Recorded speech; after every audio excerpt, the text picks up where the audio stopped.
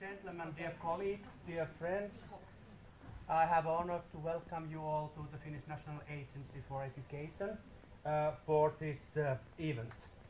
Especially I would warmly like to welcome Ms. Saara Breslin, Executive Director from the ECML to Helsinki and to Finland. It's great that you can participate this Saara is here for the first time. Yes, that's also nice. Nice for you to see our capital. My name is Jorma Kauppinen. I'm director here at the Finnish National Agency for Education. I'm responsible for customer relations at the moment. But at the same time, I'm also member of the CDPPE, which is Council of Europe Steering Committee for Educational Policy and Practice. And with these two hats on my head, it's nice to welcome you to this event. Very shortly, I just want to remind you that this year Council of Europe is celebrating its 70th anniversary, 5th of May this spring, and this will happen under the Finnish presidency of the Committee of Ministers of the Council of Europe. Last November started second time the Finnish presidency. Usually in Council of Europe contest we talk chairmanships, but this was very important decision from the Finnish authorities to use term presidency, bearing in mind equality. And also this event here today and tomorrow is one part of our program in our presidency. For the Finns, I just want to remind you that very often Council of Europe and European Union is something that we mix very easily. In our language in Finnish, Euroopan neuvosto and then Eurooppa-neuvosto. The difference is so small. But just want to remind you that this pan-European organization is, I might say, a cornerstone of the European content for human rights, democracy, and rule of law. And it was established just after the Second World War to maintain these important issues in European countries.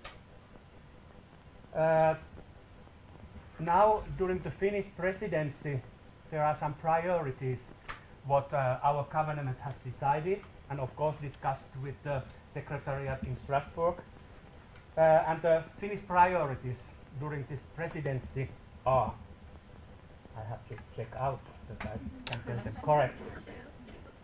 Strengthening the system of human rights and the rule of law in Europe. Very important at the moment if you think about the political situation in quite many European countries.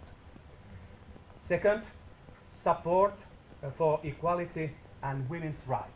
This is very important from bearing in mind Finnish history and the actions what we have done in this country 100 years, even more.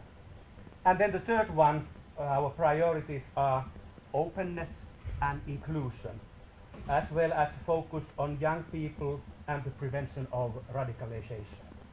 So these all issues are very important at the moment if we think the situation in different member states of the Council of Europe, even inside European Union. And I would emphasize that language policy is one of the responses to these questions.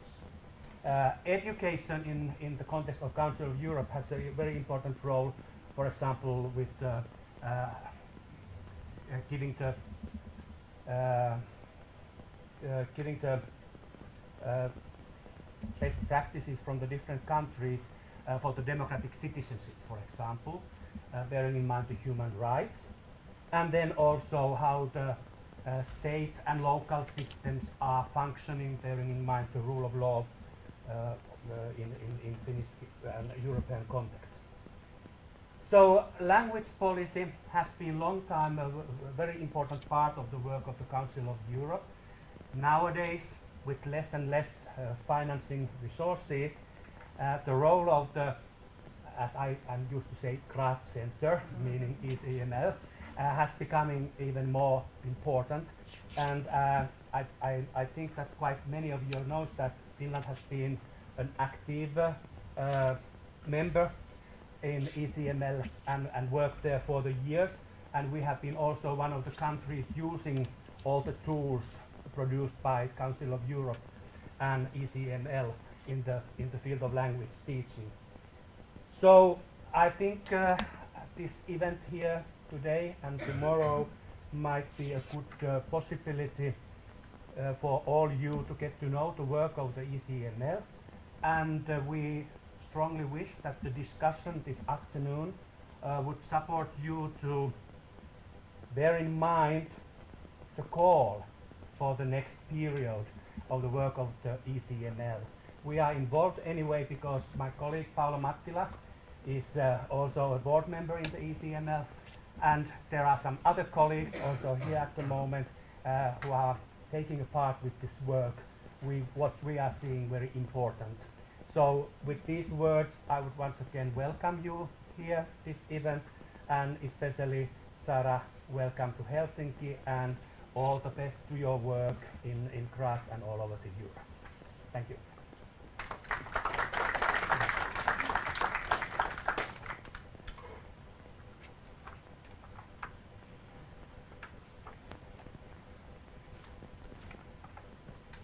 Good afternoon, everybody. Well, how does one say that in French? Bonjour. Bonjour. Bonjour tout le monde. So simple. So my name is Paula Mattila, and as Jorma said, I'm the governing board member for the ECML for Finland, and I am your hostess today. And I will immediately invite Sarah here, but I understand I have made a slight blunder, which is the presentations. They are now on that computer, but not in this computer, so I have to do some installing here. And I think, Sarah, if you don't mind, could you tell a little bit about yourself for introductions, and then we take a look at the audience and see who else is present. Yes, of course, Paula. Thank you. I'm sorry about this. So many. Sorry. Good afternoon, everyone, and thank you very, very much for coming to this event today, and a special thank you to Jorma and to... Oh, okay. Okay. Take two. Good afternoon, everybody. My name is Sarah Breslin. I'm the Executive Director of the ECML, the European Centre for Modern Languages at the Council of Europe. And first of all, thank you to Jorma and to Paula for inviting me here today, and thank you to all of you for coming. Because the purpose of the talk today is to motivate you to become more directly involved with the work of the Centre. And I know I'm very, very privileged in having such expertise in the room, so I'm really hoping you will share that expertise with each other today and with the Centre. A little bit of background about myself. Some of you may recognise the accent. Yes, Scottish. I was born in Glasgow, but of Irish origin. And in the current context, I'm delighted to say I have an Irish passport. But we won't go there right now. My background is as a language teacher. I graduated in French and German from Glasgow University a long time ago. And then I trained to teach English as a foreign language. Foreign not being an appropriate word we use anymore, but in those days that's what we talked about. And I taught, in fact, in Spain for 15 years. And then in Spain I was involved in teacher education and sort of training and supporting the next generation of younger teachers. I moved back to Scotland and taught in adult education for a long time, in vocational education and training. And there it was both for young Scottish students who wanted to add a language to their vocational degree, but it was also to support international students with English as a second language who were hoping to settle in Scotland. I worked for many years with the Scottish Qualifications Authority, so I did all that comparing qualifications frameworks and looking at the internationalisation of qualifications.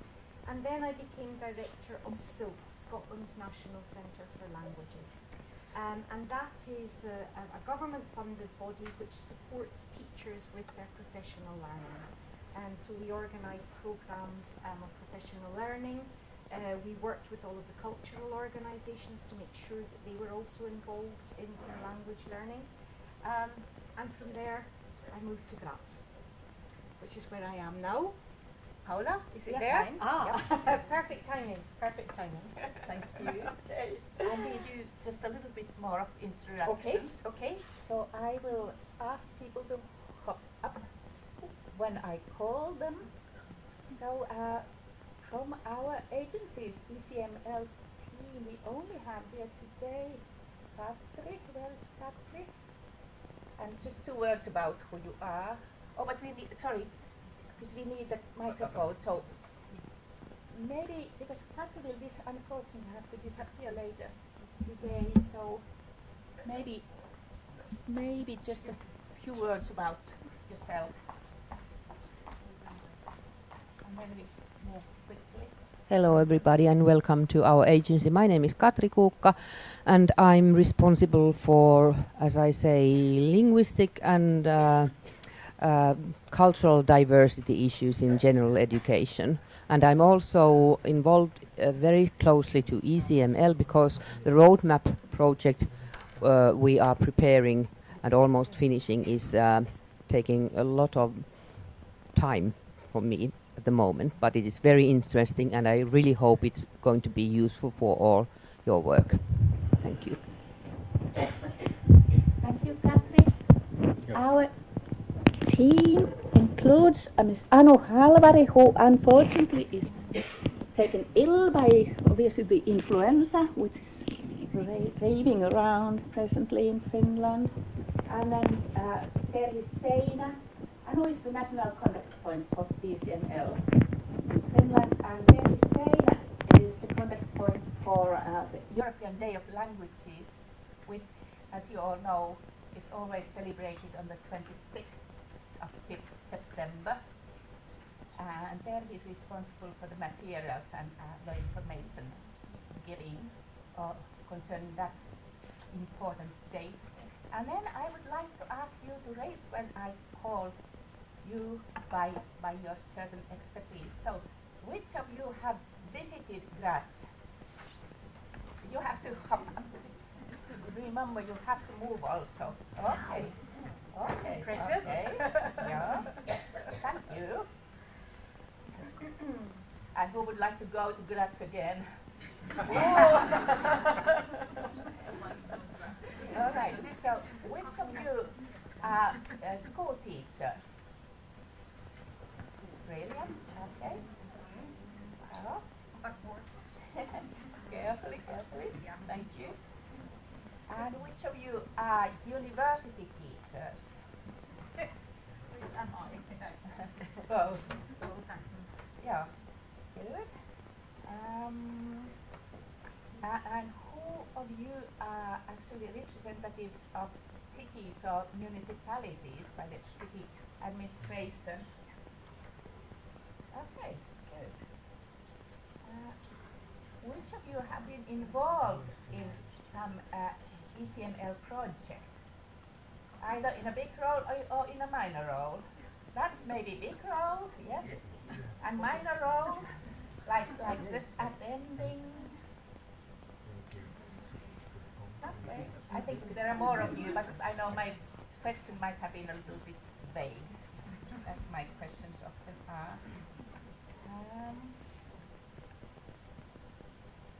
Have I forgotten somebody? Yeah, we have actually people representing university language centers. Who of you are those university language centers? Okay, yeah. And then some people from adult education institutes. Okay, yeah, yes, good. And is one lady who represents a key union for language teachers, and who might she be? Susanna from Sukon. Anybody else who would be representing a union or an association for languages of some sort? Actually, Vera.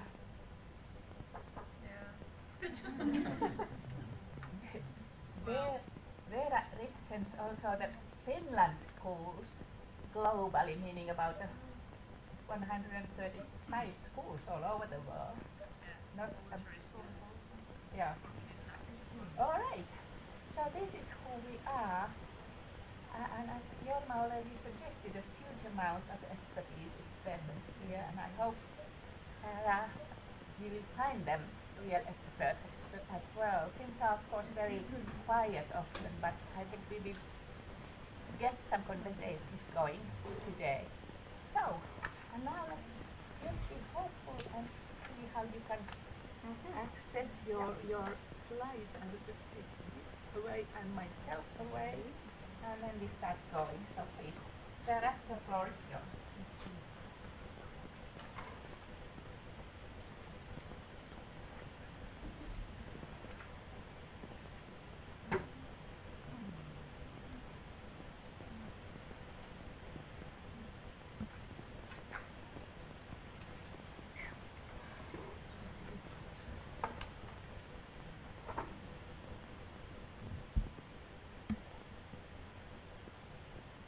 Oh, I need to turn on the microphone.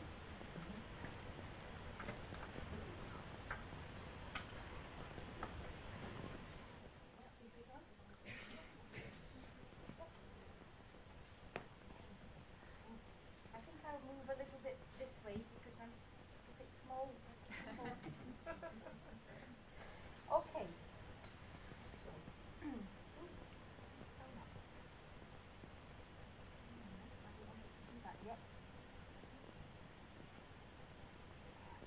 Okay, so I thought I would actually begin not with the Council of Europe, not with the ECML, but with what's happening in the world. The picture on the left. Now, when I distribute these slides, which I will, Paula, these slides can be shared, and most of them are hyperlinked, so you can go straight into the resource. I will need to remove these two pictures because I stole them from the internet. So the first one, what does it make you think of? Do these little girls look happy? Yeah? Probably little girls from different cultural backgrounds. Yeah? What it's saying, of course, is that kind of intercultural communication and that living together in peace and in harmony isn't just possible, it's extremely important. These little girls are absolutely nonplussed that they may have different languages, different roots, different histories. Doesn't matter. They're friends, right? Who's the lady on the other side? She's not looking her best, I have to say. Who do you think it's meant to be? Theresa May! This is Theresa May. It's a cartoon, okay? It's a cartoon, yeah?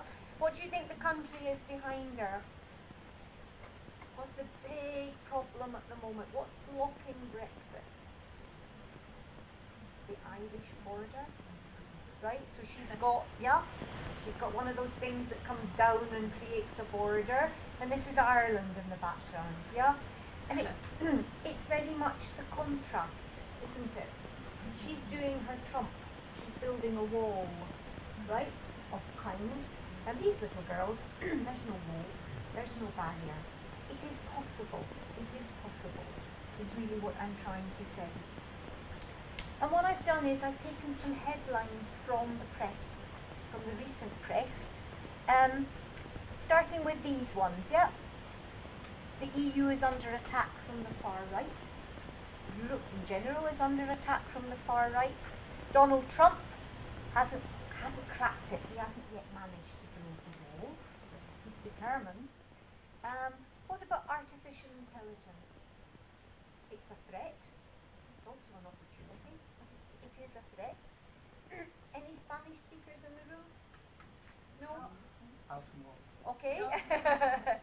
So, it's talking about the fact that education nowadays for the post-millennials is actually, there's a huge role of ethics. Ethics needs to come back into the way we think about education. Okay? So that's on the one hand. Now, the first one's a little bit rude. She said, learn another European language and give 2 fingers to Brexit. Okay? What they're saying is, so yes, we have all these problems, but it really depends on how you see it. You can always find the positive in difficult situations. Because in fact what is happening in Britain is there is a renewed interest in language learning. Ironic, right? But people are saying, what's going to happen after Brexit? What kind of relationships are we going to have with the world? And there is a big discussion going on about improving language learning in British schools.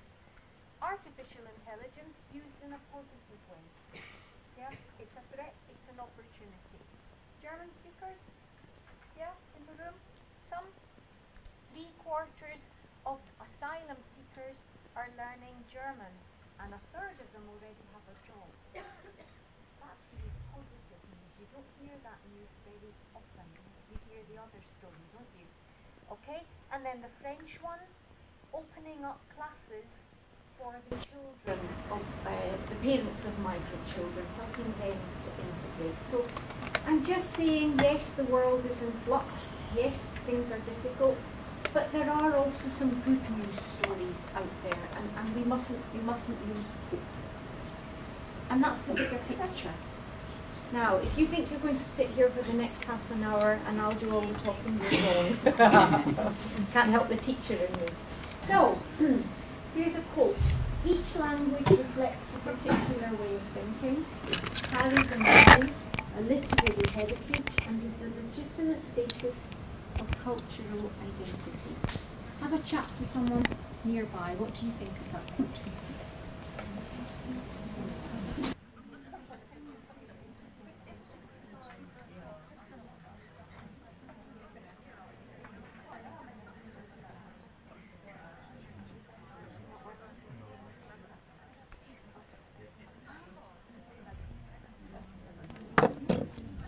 Okay, no, not exactly. I hope this is better. Well, we'll see.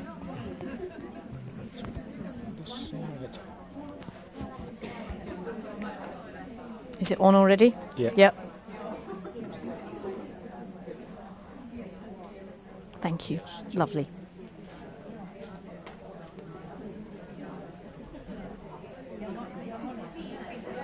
Any thoughts?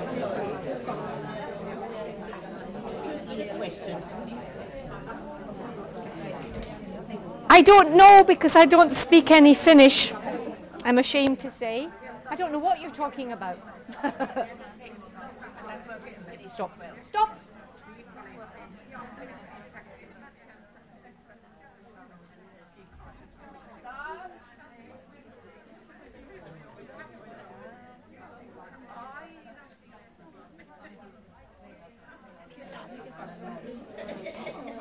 Okay. Well, that got you talking. I don't know if it got you talking about this evening or the cinema, but it got you talking. Any thoughts, any comments on that quote? Do you agree with it? Do you disagree? What do you think the implications are for language education? Suddenly everyone's gone silent. Anyone? Anne?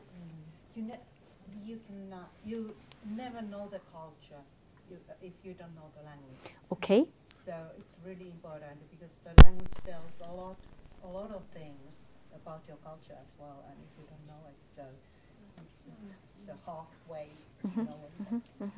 It's very, very difficult, isn't it, to have real intercultural understanding with no language whatsoever. Okay.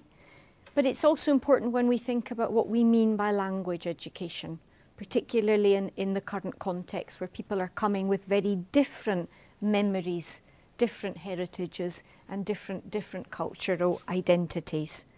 Okay, I won't spend long on this. Jorma's already covered some of it, but he mentioned it's the 70th anniversary of the Council of Europe. And this is just to help you distinguish. It's not because we don't like the European Union, the exact opposite. We work in very, very close partnership with them. But everyone out there gets confused about who's who. For me, what's important about the Council is that it's geographic Europe. Okay, so we have Armenia as a member state, we have Iceland as a member state. It's much, much broader than the European Union. This is also an important year for us, for the ECML. It's our 25th anniversary. So we're a little bit younger, but it's a big and important year for us too. Okay, so I won't do this because it's been covered, but I will just point out that yes, it's human rights, democracy and the rule of law, but without education, none of that's going to work, right? The courts is one thing, but you need to start from the ground up.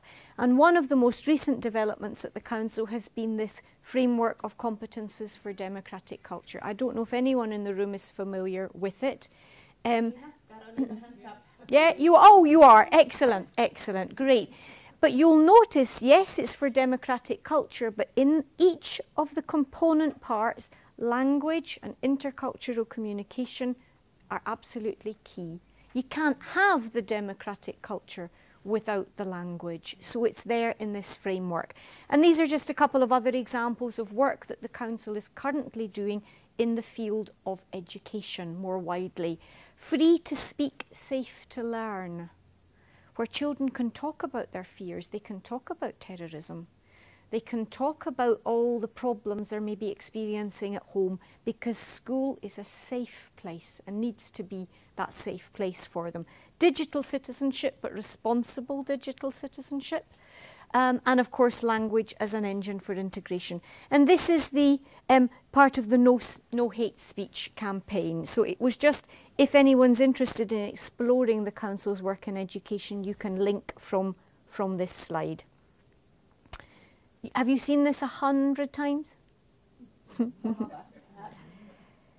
And yet, so when you put it into a scheme like that, it's absolutely logical.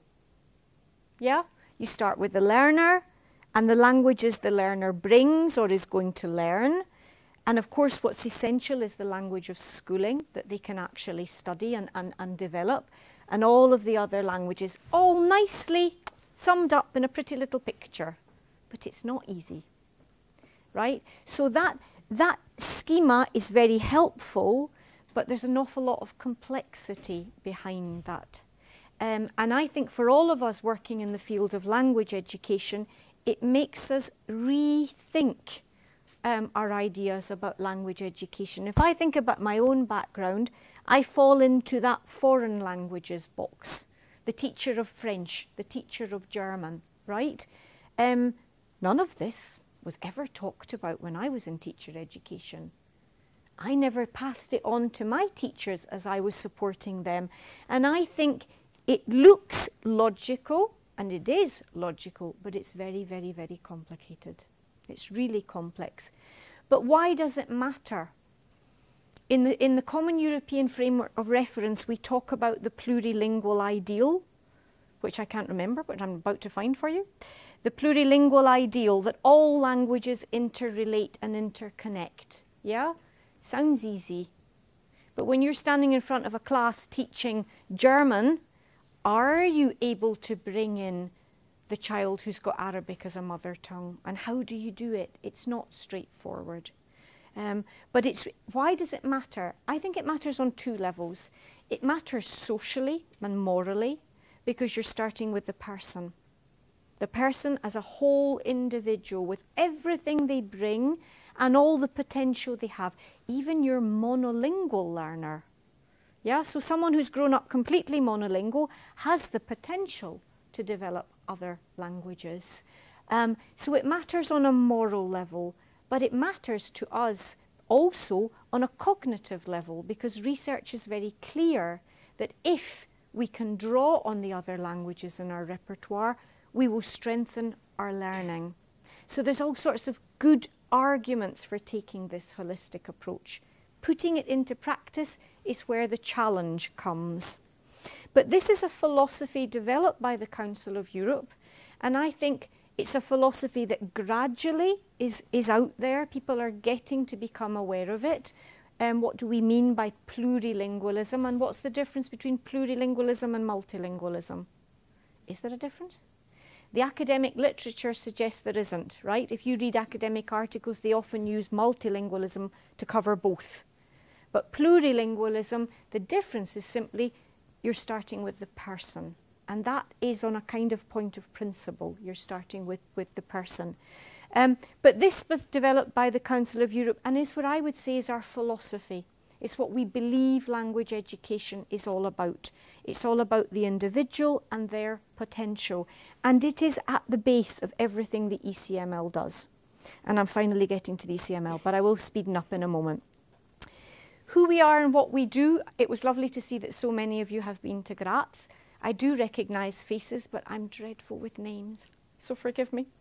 But we work on 4-year programmes which can broadly be divided into development and mediation.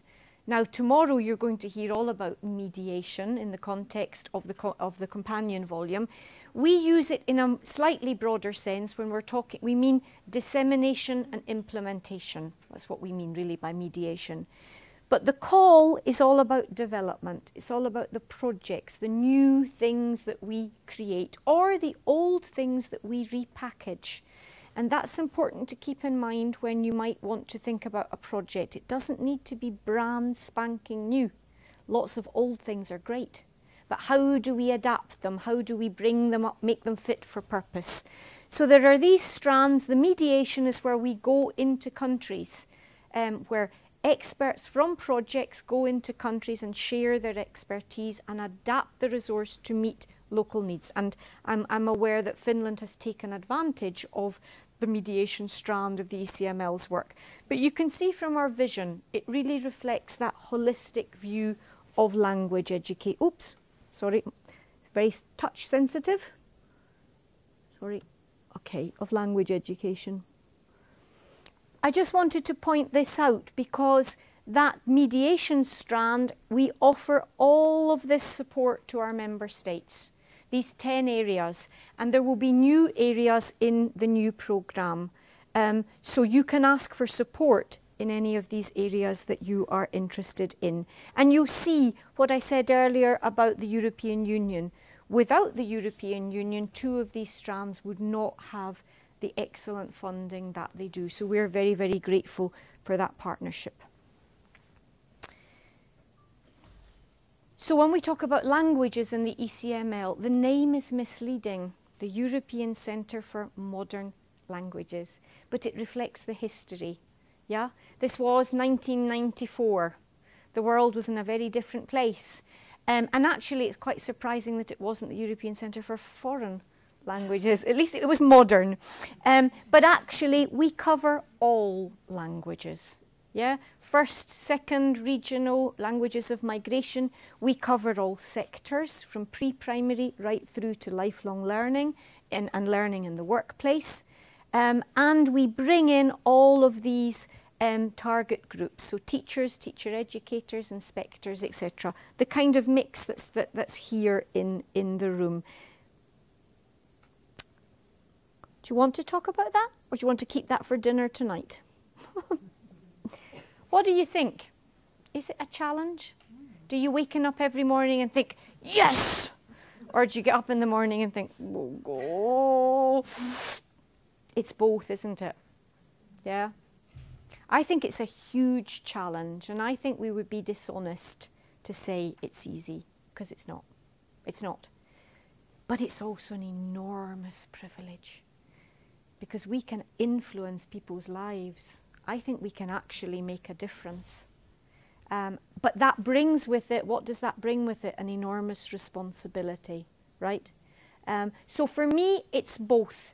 And I think the role of the ECML is in some ways to provide a platform to share that challenge, to share to share the burden of it, but also to share the joy of the privilege and to learn from each other. But I'm conscious of time, so you're off the hook for that one. You don't need to talk about it.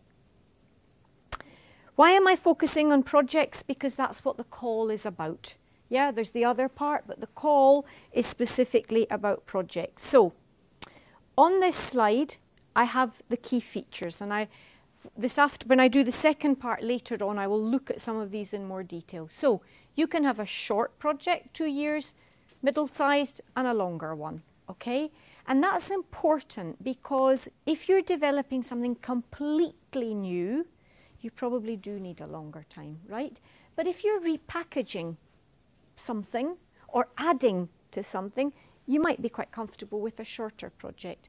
And that might also work with you in terms of your career, because you don't know where you're going to be in 4 years. Some of us don't know where we're going to be in 6 months, but you know, there are options there for you.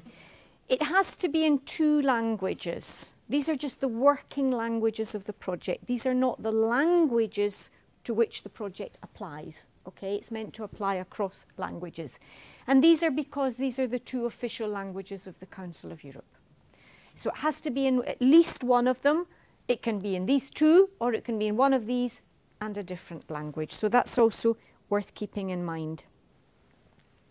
And this is important too. We're not a research centre. We're not funded purely to do research.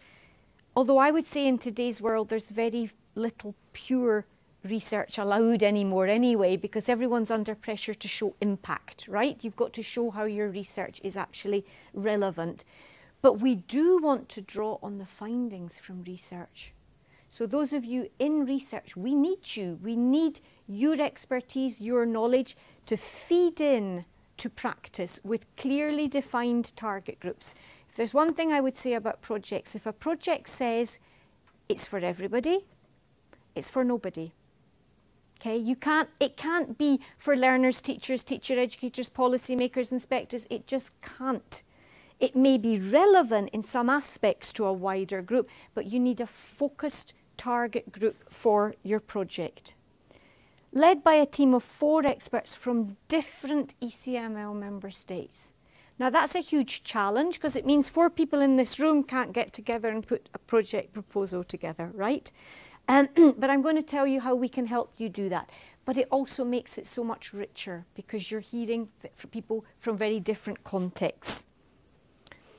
It results in an electronic resource. We no longer produce printed publications. Now, some of us who are a bit longer in the tooth might lament that. It's quite nice to have something in your hand, isn't it? But it's simply not viable anymore. So it's an electronic resource. It might simply be a PDF, but usually it's much more than that. It's an interactive website. It's a database. And it's a Moodle platform. There's all sorts of options in there. And I'm just going to sum these up. So, if you're sitting here and those wider aims of the Council of Europe, you don't agree with them, then the ECML is not the place for you. Because underpinning everything we do is a belief in that bigger picture, human rights, democracy, and the rule of law. So if you want to take part, you need to have a rough idea of what the Council's doing in the field of education. You don't need much more than what's on the slide I showed you earlier, which is all hyperlinked. You don't need to go looking everywhere else to find the information. It needs to offer possibilities for context-specific adaptation. If you come up with a project that's very much about, let's say, a particular small region in Finland and a very particular issue in that school, that's not going to work, right? It's a European platform. It needs to have some kind of applicability in other contexts. It's not about one specific language, though it may begin, the thinking may begin from the issues in that particular language. That's fine. It needs to address national priorities, and I'll look at them in more detail in a moment. Be enhanced by international cooperation. Again, I'm going to look at these ones a little bit more in detail. Katri, your photo's here. She's here. So, 4 experts from different member states, okay? Experts. I don't know about you. There are 2 Eurospeak words that I really dislike. One of them is expert and the other is multiplier. The thought of being a multiplier. What? Anyway, but we just have to live with them. They're words. What do we mean by experts? It's a word that sometimes makes people panic. Am I an expert?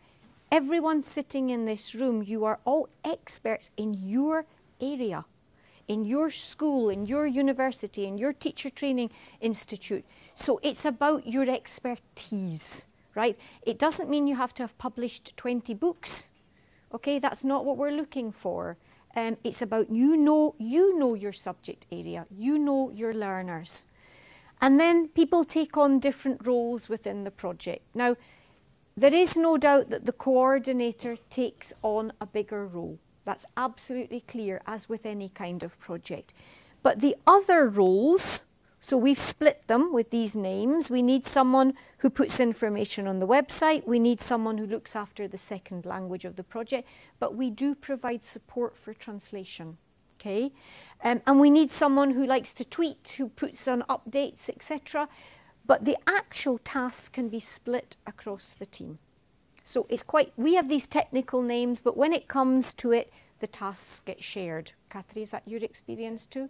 Yeah. Yeah, very much indeed. And I think that, of course, it depends how people get together. But for example, in our group, so we share more or less everything, but we need to have a good coordinator. Yes, yes. That role is definitely bigger. There's more responsibility there. So, what are these priorities? What did our countries tell us and how did we do it? We asked our member states to tell us what are the burning issues in language education in your context right now. And we asked them, and I know that's what happened here, to talk to everyone involved. So not just the individual governing board member's opinion, yeah, but to actually find out. Well, can you all find yourselves in that diagram? Is there anyone who can see nothing in that diagram that relates to them? You can move if you can't read otherwise. Ah, well, they asked us for everything. Basically, our country said, we need help with everything. Okay, no problem. Yeah, so it's all there. From motivation, skills development. Now, that's an old one, isn't it? But it's still there. It's still causing issues, outcomes-based curricula, so people changing, reforming their curriculum, attitudes, beliefs and values. I noticed from some of the questions you sent me, I managed to quickly look at them this morning, that's becoming a more and more important aspect of the work we do in terms of how do you support the development of the right kind of beliefs and values. So it's all there, but in the slide this is a hyperlink to what each country specifically said. So you've got the overview, but you can also go in and see what did Bulgaria ask for, what did France ask for. You can get all the details. So then what we tried to do was to take that mass of priorities and organise them. Now, you can cut the cake many different ways, but broadly it seemed to fall into these 5 overarching categories. Language professionals as agents of change. Do you feel like an agent of change? How can we make you feel like an agent of change? How can we empower you? Because that's really important, because if you're empowered, your learners are also empowered. So, any ideas what might fit into that one? The kind of things we're looking for? There's just 2 examples. Yeah? The whole issue of teacher development, how do we organise it? Whose decisions is it? Who's got agency? Who decides on the content of the CPD? Do you know that expression in English? Continuing professional development. We call it CPD for short. Yeah, learner autonomy. It's been around. My God, that's been around for a long time. But are our learners autonomous? There's still big challenges there, right? Considering and reconsidering Council of Europe flagship resources. I'm sure you can guess what they are, right? You can, can't you? Please tell me you can. The CFR, The companion volume, which you'll hear a lot more about tomorrow, competences for democratic culture. There's just some examples. Another example would be the language portfolio, yeah, or the toolkit for adult migrants, yeah, or any of the guides that the council has produced. So all of them come into there. They're all great resources, but they need adaptation. They maybe need repackaging. They need contextualization. So there's work to be done there. Foreign language learning and teaching in the spotlight. Now, I know there are sometimes concerns with the word foreign, right? But what we mean by that is, for example, in your context, people who want to learn German or Spanish or Italian, that's absolutely fine. And we need to support them to do that. So what needs to be done? But of course, the context has changed. Even if you're a teacher of what was traditionally considered a foreign language, the learners sitting in front of you are a very different group of learners from what they would have been 20 years ago. Yeah, I mean, when I taught French in a college in Scotland, they were all from the west of Scotland, right? Okay, if I went back to that college now, there would be a huge cultural and linguistic mix. So the context has evolved, and therefore the pedagogy needs to evolve. What about the role of the first foreign language, which I assume is English? Although I guess that's taken almost as a basic skill here, right? But is it stopping young people learning other languages? Do they think English is enough? I don't know. In many places that is the case, isn't it? What can we do about that? Because English should actually be the gateway. It shouldn't be acting as a barrier. It should be acting as a gateway. Why is that not happening? And what can we do about it? What do parents think? Because often there's a problem there with parents thinking we don't need any other languages, okay? By plurilingual education for a new decade, the use of CLIL, for example, or whole school programs in another language. And, of course, very important, and that, of course, takes in languages across the curriculum, the languages of schooling, and then organising language education. At this morning's meeting at the ministry, we were seeing that you can have great teachers, great resources, but if the structures are not there, if you don't have support from your head teacher, if you can't offer a variety of languages, there's only so far you can go. So what can we do about loosening up those structures and making them more learner-centred? Okay, why international cooperation? Now, there are people in the room involved in ECML projects, and they'll be able to, you hear it from the horse's mouth, so to speak. But this for me is very, very important. Sometimes experts come to us and they say, I've got my project idea, I've got my team, give me the money, let me get on with it. Okay, that's fine. That's not how we work. And that's in some ways why we're very different from an EU project. Okay, we're first of all very different because we don't have very much money. And the experts in the room will know you only get a token amount of money from us to take part, okay? It's 4,500 euros per team per year. It's a gesture, it's nothing more. You're not in it for the money, you're in it for the love, okay? But the format is quite different from an EU project in the sense that you have to be open to negotiating and rethinking your idea. First of all, with us, with the Secretariat, with the external consultants, but much more importantly, through the way we structure our projects. You have to hold a workshop, and to that workshop you have to invite a representative from every member state who's an expert in the area of your project. You have to listen to them. You have to allow them to say, do you know what, that's not a good idea, or we've already got that, or that won't work in my context.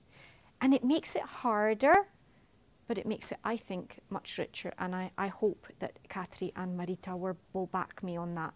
I once experienced, I don't know if any of you were involved in the Pepelino project?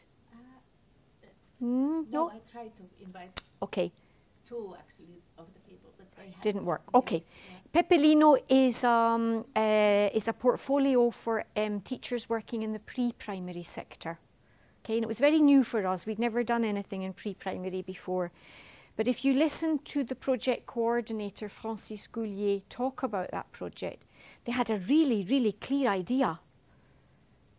By the end, it looked nothing like the beginning. And he talks about sometimes how hard that was, but he also talks about the product at the end was so much better because it took in all of these different perspectives. So that's what we mean by enhanced. Now, some experts don't like that, and that's absolutely to be respected. But if you don't like it, the ECML project's not the one for you, because you have to be able to adapt your ideas. Okay, you do it then through a network meeting, but there you choose who comes. So you're more in control of that part, because you're looking for people who can really get directly involved, maybe by piloting, etc. You can use associate partners, so bring in people from your own institution, other people in the background to help you, whom unfortunately we can't finance. Right? But it's about not working in isolation.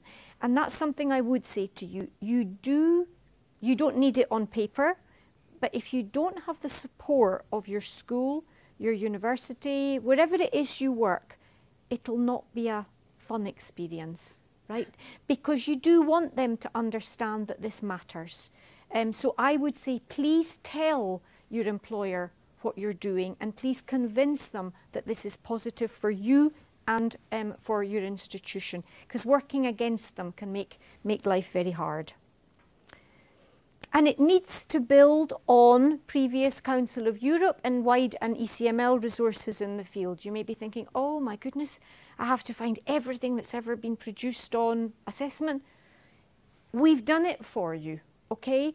And we have just carried out a major refresh of the themes. You click on a theme, you will find all of the ECML resources in that area. You will find everything from the wider Council of Europe that's related to that area. And you will also now find some key EU projects that people have told us about that are relevant. You shouldn't need to go beyond this to find the information you need. We've tried to make it easy for you in that sense. And I'm conscious of time, so I will. We don't give you very much money, but we do try to look after you. We really do. And that means, for example, you don't need to worry about managing the money. Have you ever done one of those EU budgets where when you're 2 cents out, somebody phones you and says, there's 2 cents not accounted for, right? But that's what they have to do. We don't do that. We look after that for you. We organise all the meetings, we send out the invitations, we book the flights, we do all of that because we want you to focus on the content, okay? Of course, you have access through our networks, through the workshops, etc., to people from across Europe, and we give you this advice and support, yeah? And we help you to promote your tools. We do all the technical and the design support, quite challenging, I have to say, but we do that. We have an absolutely wonderful webmaster who just says yes to everything. That's fine.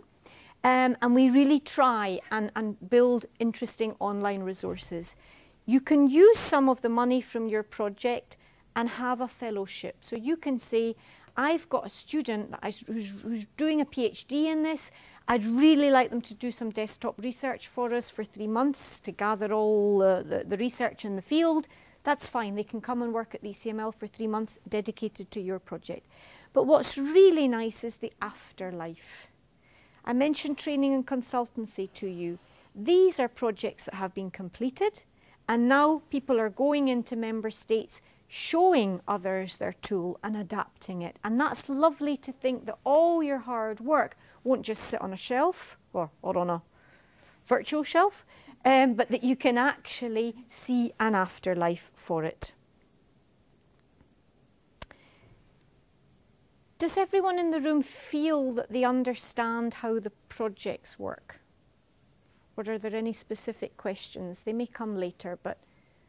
I'm afraid only Marita knows exactly. Right. No, but from what I've said, the structure of them. Or are there specific questions? So you come up, you have an idea. Yeah? You have a team, you have an idea. We talk you through it. And then you stage it over the number of years you've decided to have. You have your workshop and you take in ideas from other people and you develop as you go along. So you don't need to have a totally defined, completed idea in your head right now. And I think that's important. Okay. Later on, I will look at the actual practicalities of how do you apply. Do you apply as a team member, as a coordinator? And what are the sort of projects we're looking for, the technical, more technical side of things? But I wanted to start just by giving you that overview of who we are, what we do, and what a project looks like. Are there any questions at this stage? I don't know if that's a good sign or a bad sign. Oh, there's one. Oh, microphone. Hang on. At the end, you talked about workshops and the meetings and the experts who meeting each other. Does this have to be prior the application? Because the application is in April and it's a short time.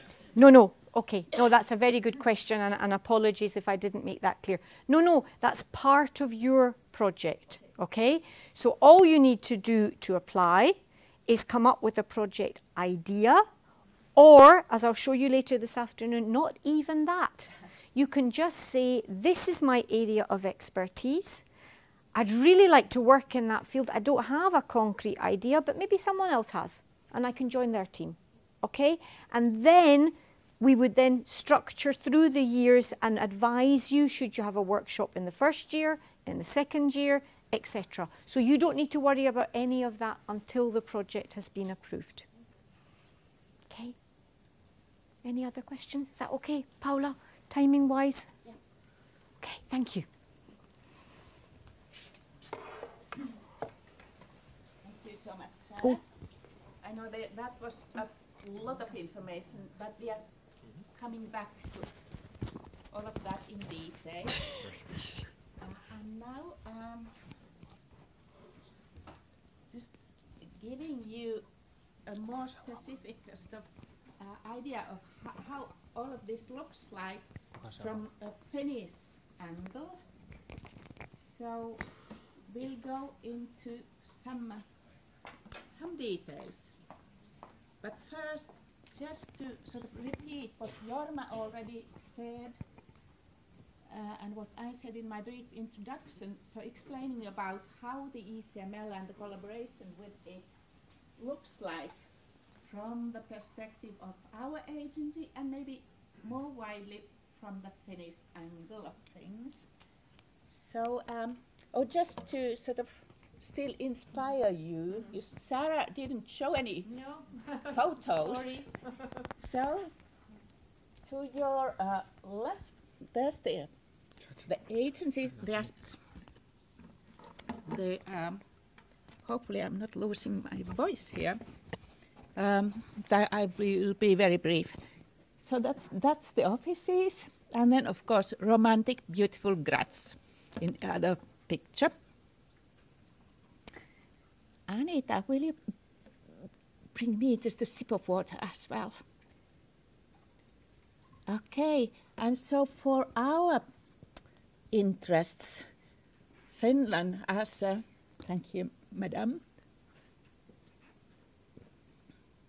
as obviously an educational superpower, as some would like to say.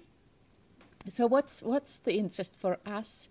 So our core curricula, which we have renewed quite recently, so they really do reflect European policies by way of language education as well. all those key things that Jorma also emphasized in his address. And then this is a way really to enhance Finnish collaboration European-wise, bringing our interests and experts to the European arena and vice versa, so we get all those key influences from the European research to us. So it's really it's an interaction where you get influences and you give them. And then you understand better what these complex issues are all about, like Sarah's question about what a language education is, whether it's good or bad, and how does it feel, and do you really understand what you are doing as one. So this collaboration helps us to understand that. And so there's the ECML. Tiny, so strong still, and with a wealth of information on its website, but also through its actual workers, the famous secretariat, which is so small, but still always so helpful and capable. Just to sort of reiterate what Sarah said, for us, obviously, the biggest interest, at least in this agency, is now the languages of subjects, but all the repertoire of what language education can cover. And this picture that you just saw, for us in Finland, major interest really languages of schooling, plurilingual education, and evaluation and assessment, but all the rest as well, and maybe something that is not in this picture as yet. And you can bring that into the picture then on your turn. Okay, some Finnish honesty. What does it cost? For our state, it costs 30,000 euros per year, and I think we get enormously for that.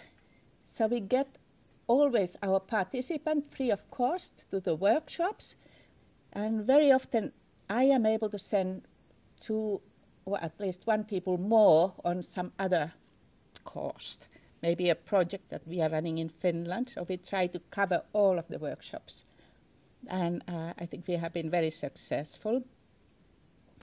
We arrange training and consultancy workshops and national support events.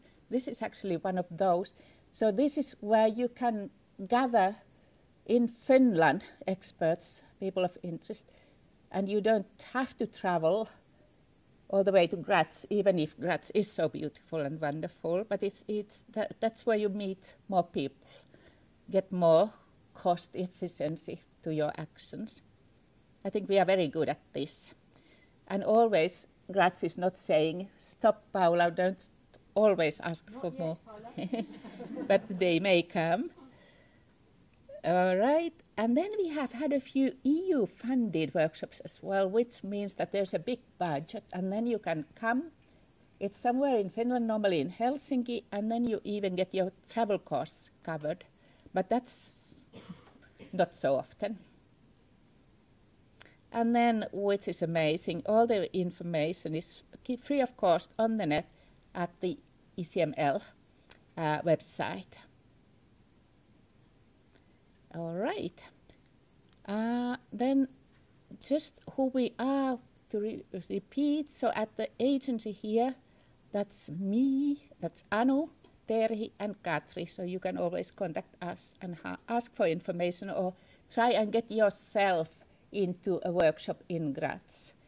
You can always, you're welcome to try and persuade us to understand that you haven't been there yet and you should be, or something else. Okay, I won't go into this because Katri had to go, and we'll take this if you have time.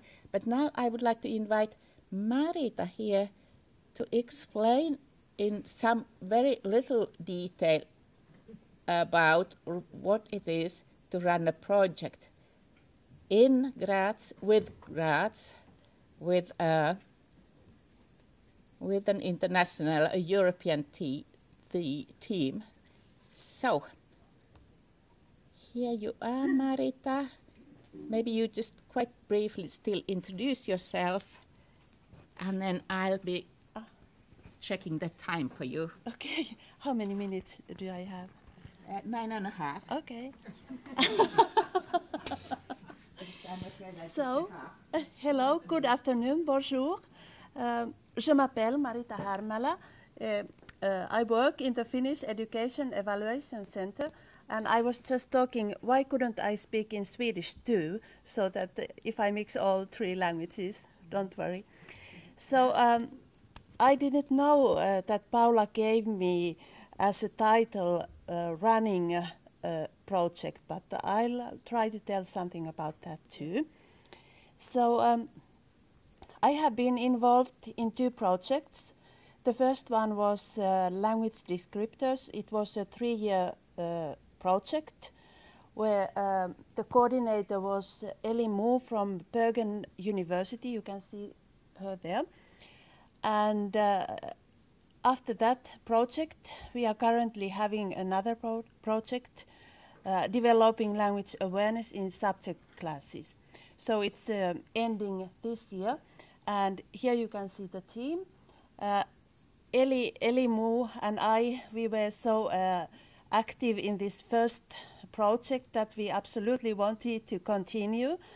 And then these 2 gentlemen there, we found them in our network meeting or workshop in the first project. So we thought that they were very interested in these topics. So Artasha is from Armenia. He is a math teacher. And Jérôme Belliard is from France, Nantes, and he is a history teacher. And then we have had a very great pleasure of having an associate partner from Canada, Susan Ballinger, and she has been very useful for this project. And she has been able to come twice to our meetings in Graz. So here is our team. And here I still want to say that in order for the project to be successful, you need to have a team which is very devoted to the thing. Because in the first project we had some problems, but now this second one is much better. And yeah, I'm very happy with this team. So I'm coordinating it now. So the first project, language skills for successful subject learning, was, or in this project we developed CFR-linked descriptors for mathematics and history. And we had 2 age groups, 12, 13 and 15, 16-year-old students with migration background who had perhaps difficulties in coping in subject lessons in a new home country. So we took the CFR descriptors and added there small phrases or small ingredients which could be useful for the subject classes. And then we validated these descriptors with teachers and language assessment experts. So this was the first project. But as the result was very, very theoretical, we could define 2 levels. For the younger age group, it was around B1, which we thought would be the minimal level for coping in a history class, for example. And for the older group, B2 level. So we thought that we just couldn't stop there. We must go to the classes and see what happens there. So that is why we applied for the second project and luckily get accepted. And now we have been working with subject teachers for 4 years now. And in this project, it was very, very difficult at the beginning to get subject teachers involved. It was really hard. Language teachers are eager to come everywhere. We had workshops and it was above all language teachers who wanted to come, but we couldn't take them, all of them. So we thought that how are we going to manage with this? But now, as the project is ending soon, the subject teachers are getting more and more interested in these issues. And you know, in Finland, this language awareness is a very, very important thing. So I have been lucky in finding also colleagues here in Finland who have been able to pilot our tools. And now we are trying to put this everything together and produce something to our websites. So this has been a great project. And here I have taken a picture from our workshop. As Sarah told, there must be at least one, or there should be at least one member from each member state. And here you can see that there were lots of people in November 2017. And here is the seminar room in Graz, where we work for two days. And then in our workshops, we have had 7 minutes, okay. No. 2 minutes. Yeah, 2 minutes, yeah. So we have had a multicultural evening in each of these workshops, so that people come, they take some special food from their own country and they come there, and then we are together and we get to know each other very well during the 2 days. Anna, did you realize that Sirpa jalkanenus in Okay. And then here I just want to say, why is it worth applying for an ECML project? For us, this is my team members who have written all these things. So you get all the time, you get new ideas, you meet interesting peoples with different cultural backgrounds and who come from different educational systems. So you get really a deeper understanding of the role that language plays in subject teaching and learning. And then also, as it comes to us, we can develop our skills. For example, how to build a website. That has been something really challenging for me. And what is extremely important are the working conditions that they offer in Graz, and the good support from the ECML team. As I now have been traveling for 7 years to Graz, I feel almost like coming to home when I go there. So everyone is so kind and nice. And then, as I mentioned, I didn't yet. So we always have also a professional consultant in each project who helps us whenever we have problems or questions. So we have now Marisa Cavalli from Italy, and she has been a very, very useful. So I think I have only good recommendations. The only bad thing is that as we have our regular jobs here in Finland, we are not able to do as much as we would like to do, but otherwise it's just fine. Okay, thank you. Thank you, Maria. Merci. Another kind of look into the collaborations, and we have Anita Zenger from Turku, Åbo. Anita, you have 3.5 minutes. This is 3.5. You told me 7. What shall I do now? That was last I'll week. cut it off, Okay, sorry. Sorry, it's 7. You asked me for 7. I have been working the whole night for 7 minutes, so you are going to get 7 minutes. Sorry, Paula. You get what you ask. Soi kaikille terveisiä, tulen Turusta. Hello everyone, bonjour, guten tag, privet, hei poiralla. Mikki, okay. Well, I shout quite a lot, but I mean, do I... This one? Yeah. Where shall I put it in my nose? Or, okay.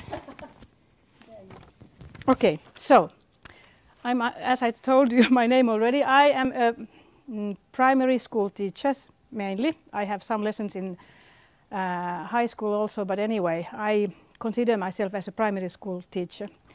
My first visit to Graz was in 2012. Okay, here's my PowerPoint again.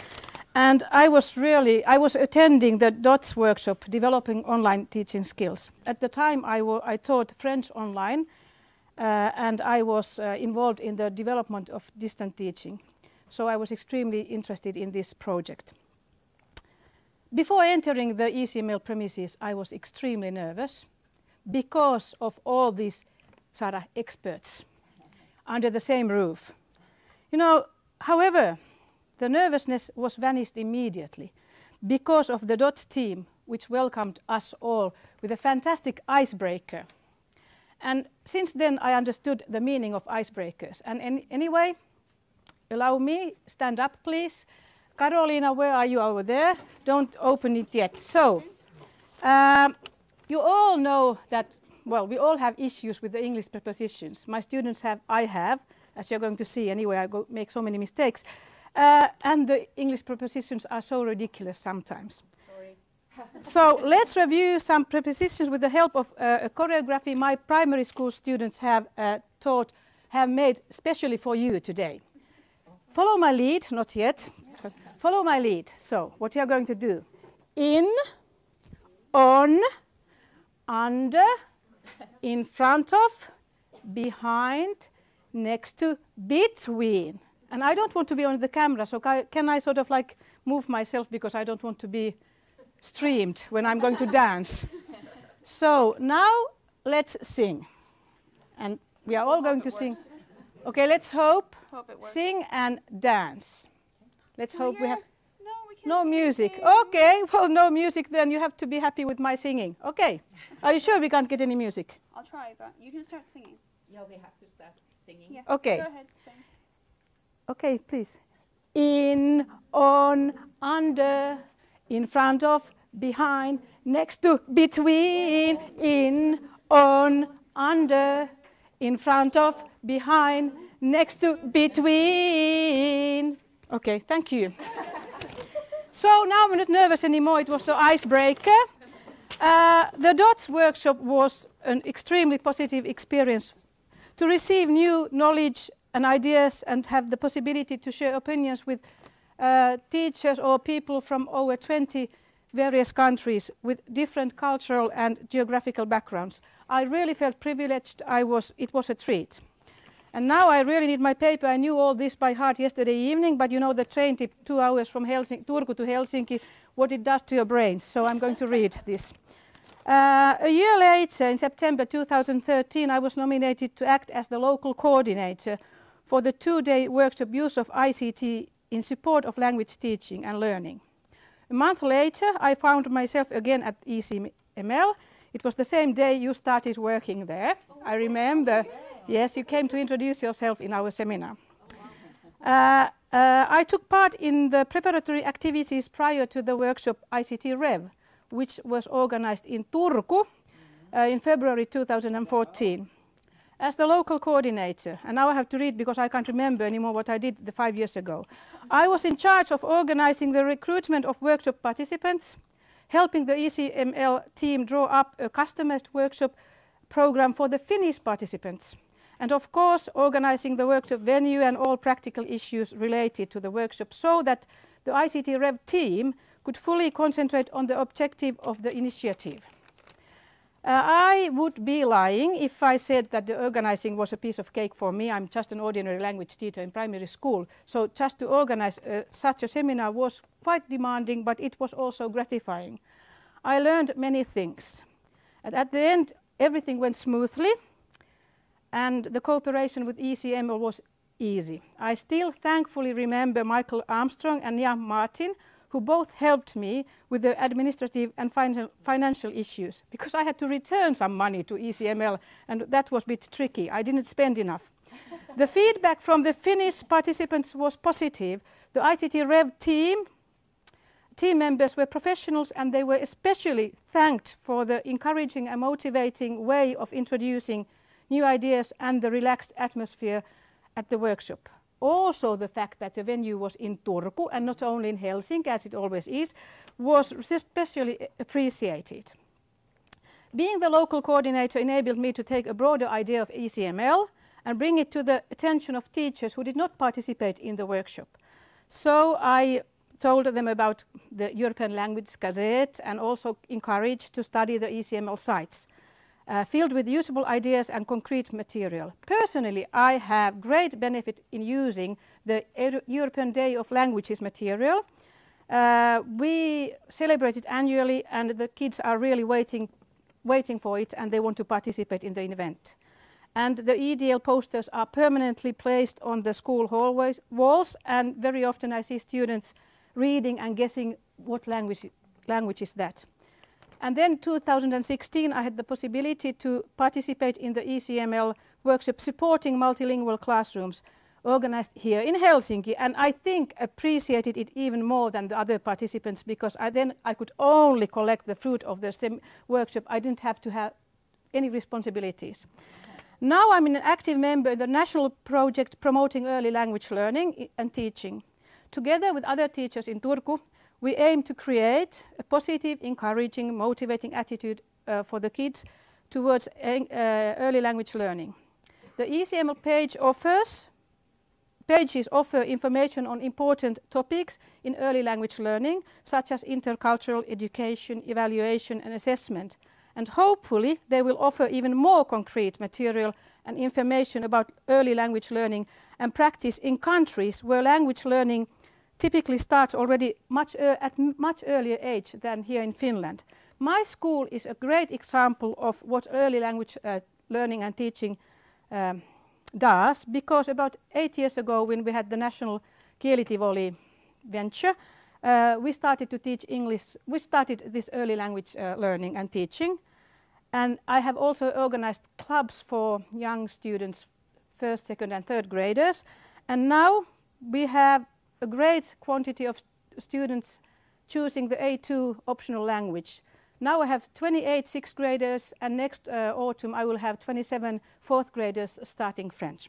And when Paula asked who would like to go to Graz again, I'm going to recite this Finnish saying, no two ones without the third one. Thank you.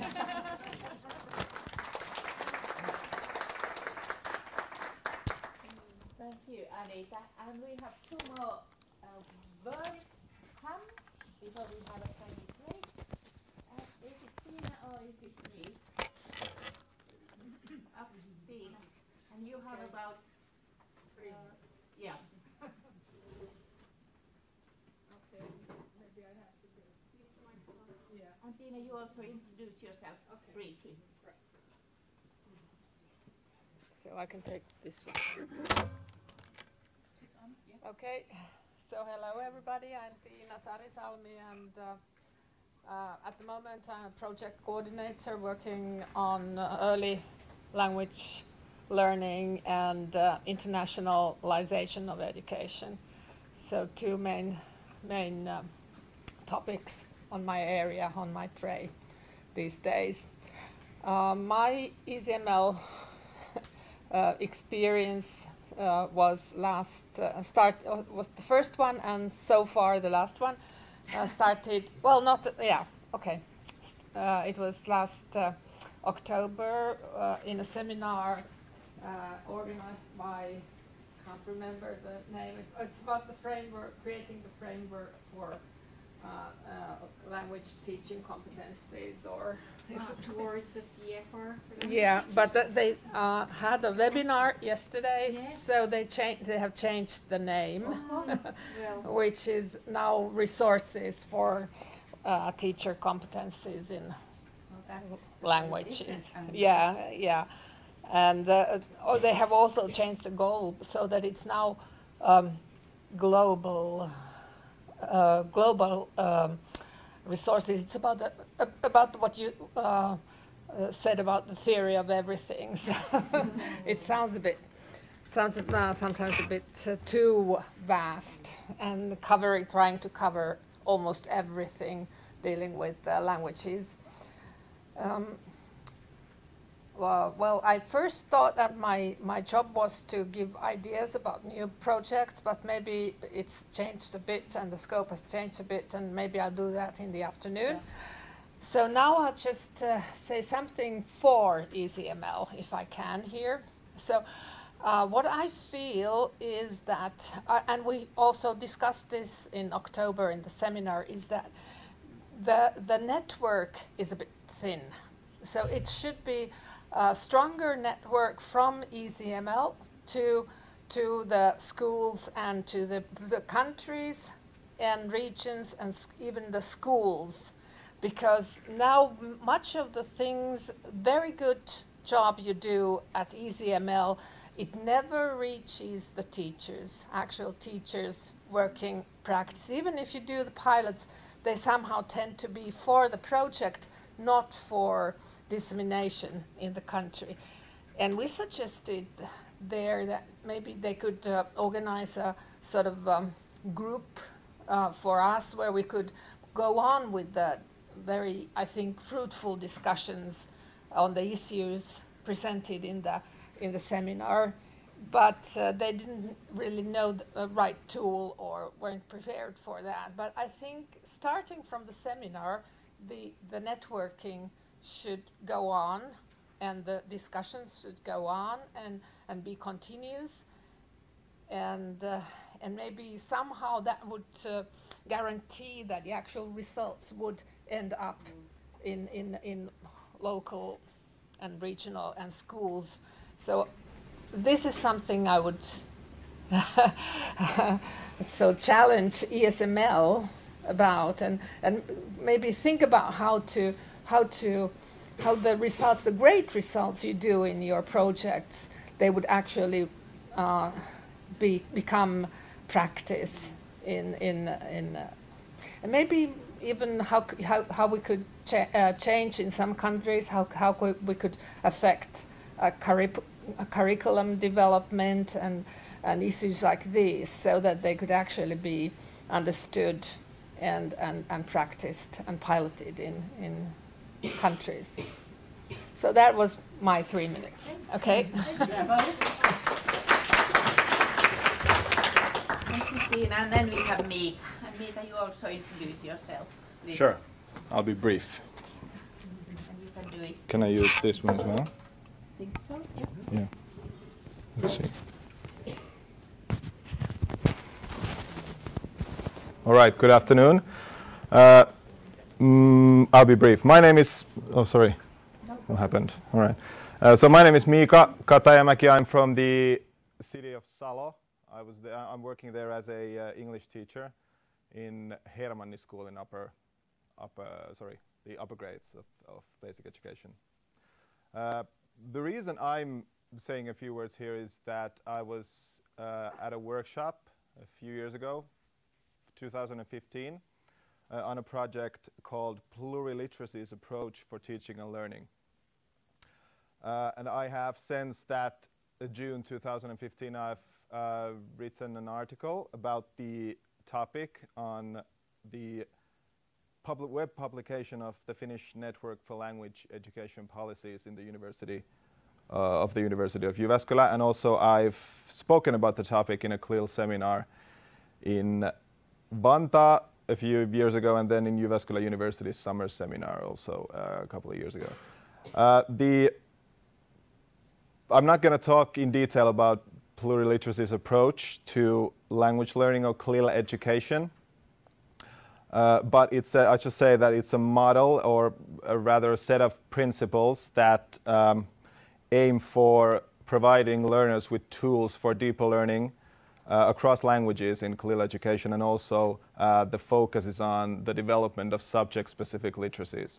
And what struck me as interesting when I was attending the workshop was, and when I was studying the subject or the topic, was that how the concepts behind the constructing the model and the concepts behind this whole idea are remarkably similar to what we have, or what are the main issues that were brought up when we were doing the curriculum reform a few years ago. And that goes to show that the underlying principles of all the educational reforms are basically the same all over. So we kind of have it's a sort of it's not all the reforms and all the principles that there are in different countries in different education systems are not in a vacuum, but they are sort of they have this pan-European references and principles behind them, and that was very interesting to notice when I was there and I was studying this thing. Also, other than that, the working with the project, working with the topic has given me great insight on the European perspective of language awareness and how and more of a research-based information on it. Because kind of when you're working as a teacher, you do your thing daily at school, but you don't really necessarily understand what goes on, the big ideas behind it all. And that was why it was very interesting to see. And I've also used this experience to teach CLIL teachers in my school as well, because we have CLIL classes in Salo, in the Hermanni school in Salo, so I've been training the teachers there on these topics as well. And one extremely important thing that I'm happy to say is that I have had a chance to work with Dr. Oliver Meyer from the University of Mainz in Germany. I was acquainted with him on the workshop in Graz, and after that he came to Finland to a CLIL seminar in Oulu just the following autumn, and then we got to do a workshop together, which was very interesting and I'm very happy about that. And then we met again a few years later in Turku once more on a CLIL seminar. Sorry, not a well, yeah, on a seminar. On a seminar on that particular topic, and that cooperation and collegiality that I've experienced with him and with the experts on the topic has been the most important thing and the most positive outcome of the whole experience. And also as a teacher, after visiting ECML on the project, has made me more aware internationally in terms of language teaching, and also aware of the bigger picture, as said, in the European field of education. And that is something that I would definitely recommend to anybody who would be interested in learning about this. Was I fast enough? More or less. More or less. Thank you. Thank you. Thank you, Mika, and everybody. So now we are having a break of 10 minutes. Grab some more of the sandwiches and things. And the toilets, you will find them each way you go, following these corridors. They are all placed in this interior part. So we are supposed to be back about 3:05.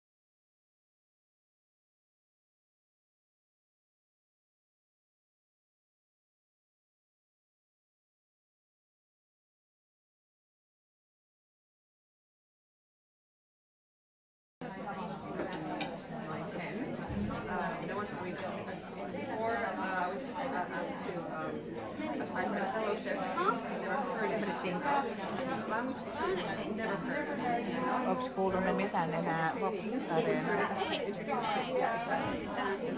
Kyllä sä siitä jonkun klinikan.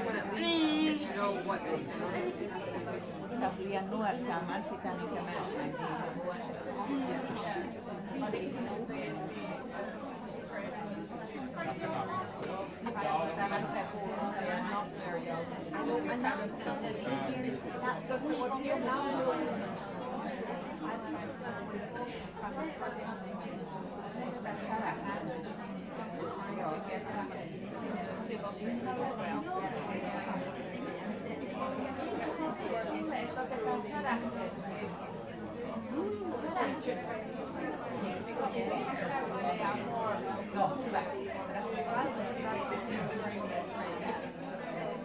Sarah. We talk later.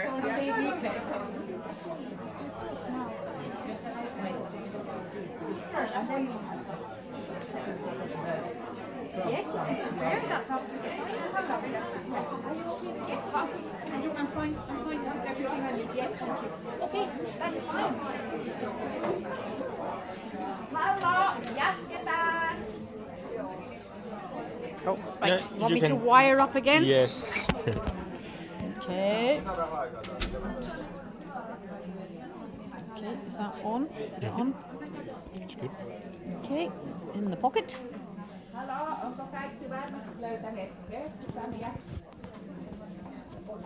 Cool. Wonderful. Thank you.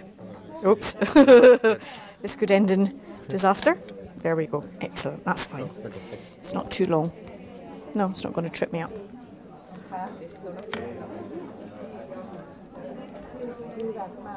Where's my...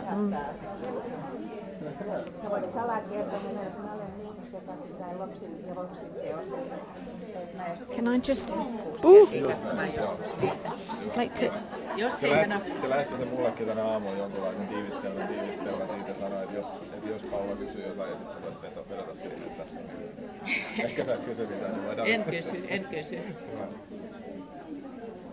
Kiitos Miika, se oli oikein mainio. Hyvä, kiitos.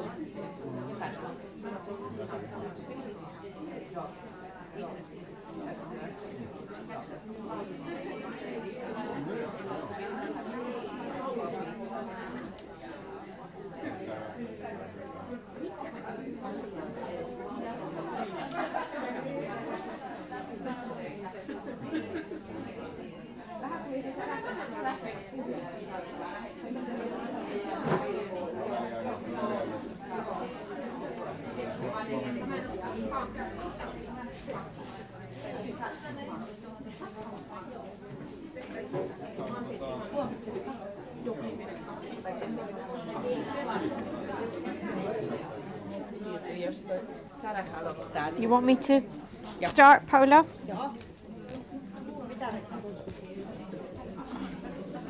This is quite tricky. Okay.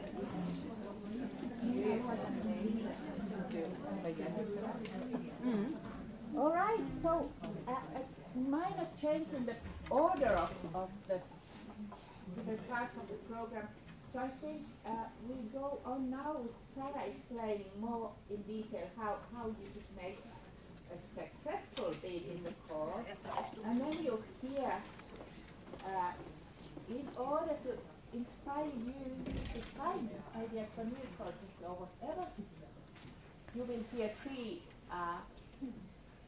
verdicts from people from our agency actually, but they are trying at least to pretend to be more more wide in the outlook on things. Okay, but Sarah, are you okay to continue? Yes, I'm fine. Thank you. Wonderful. Yes. The floor is yours. Yes.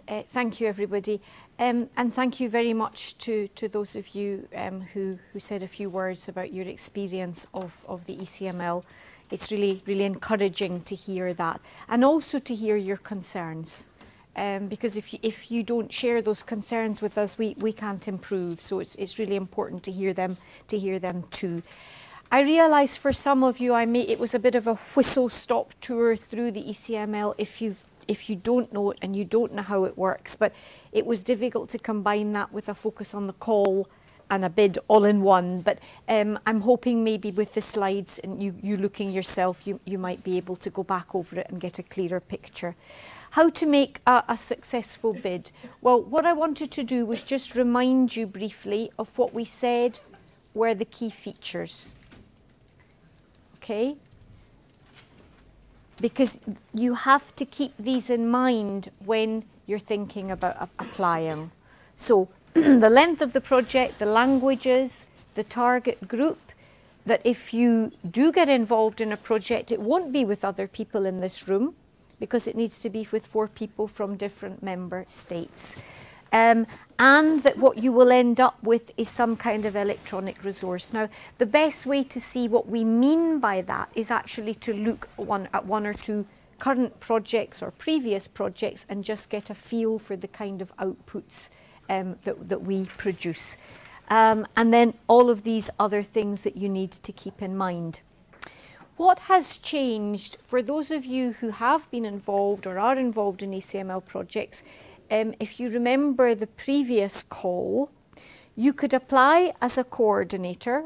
And if you applied as a coordinator, you already had to propose your other 3 team members.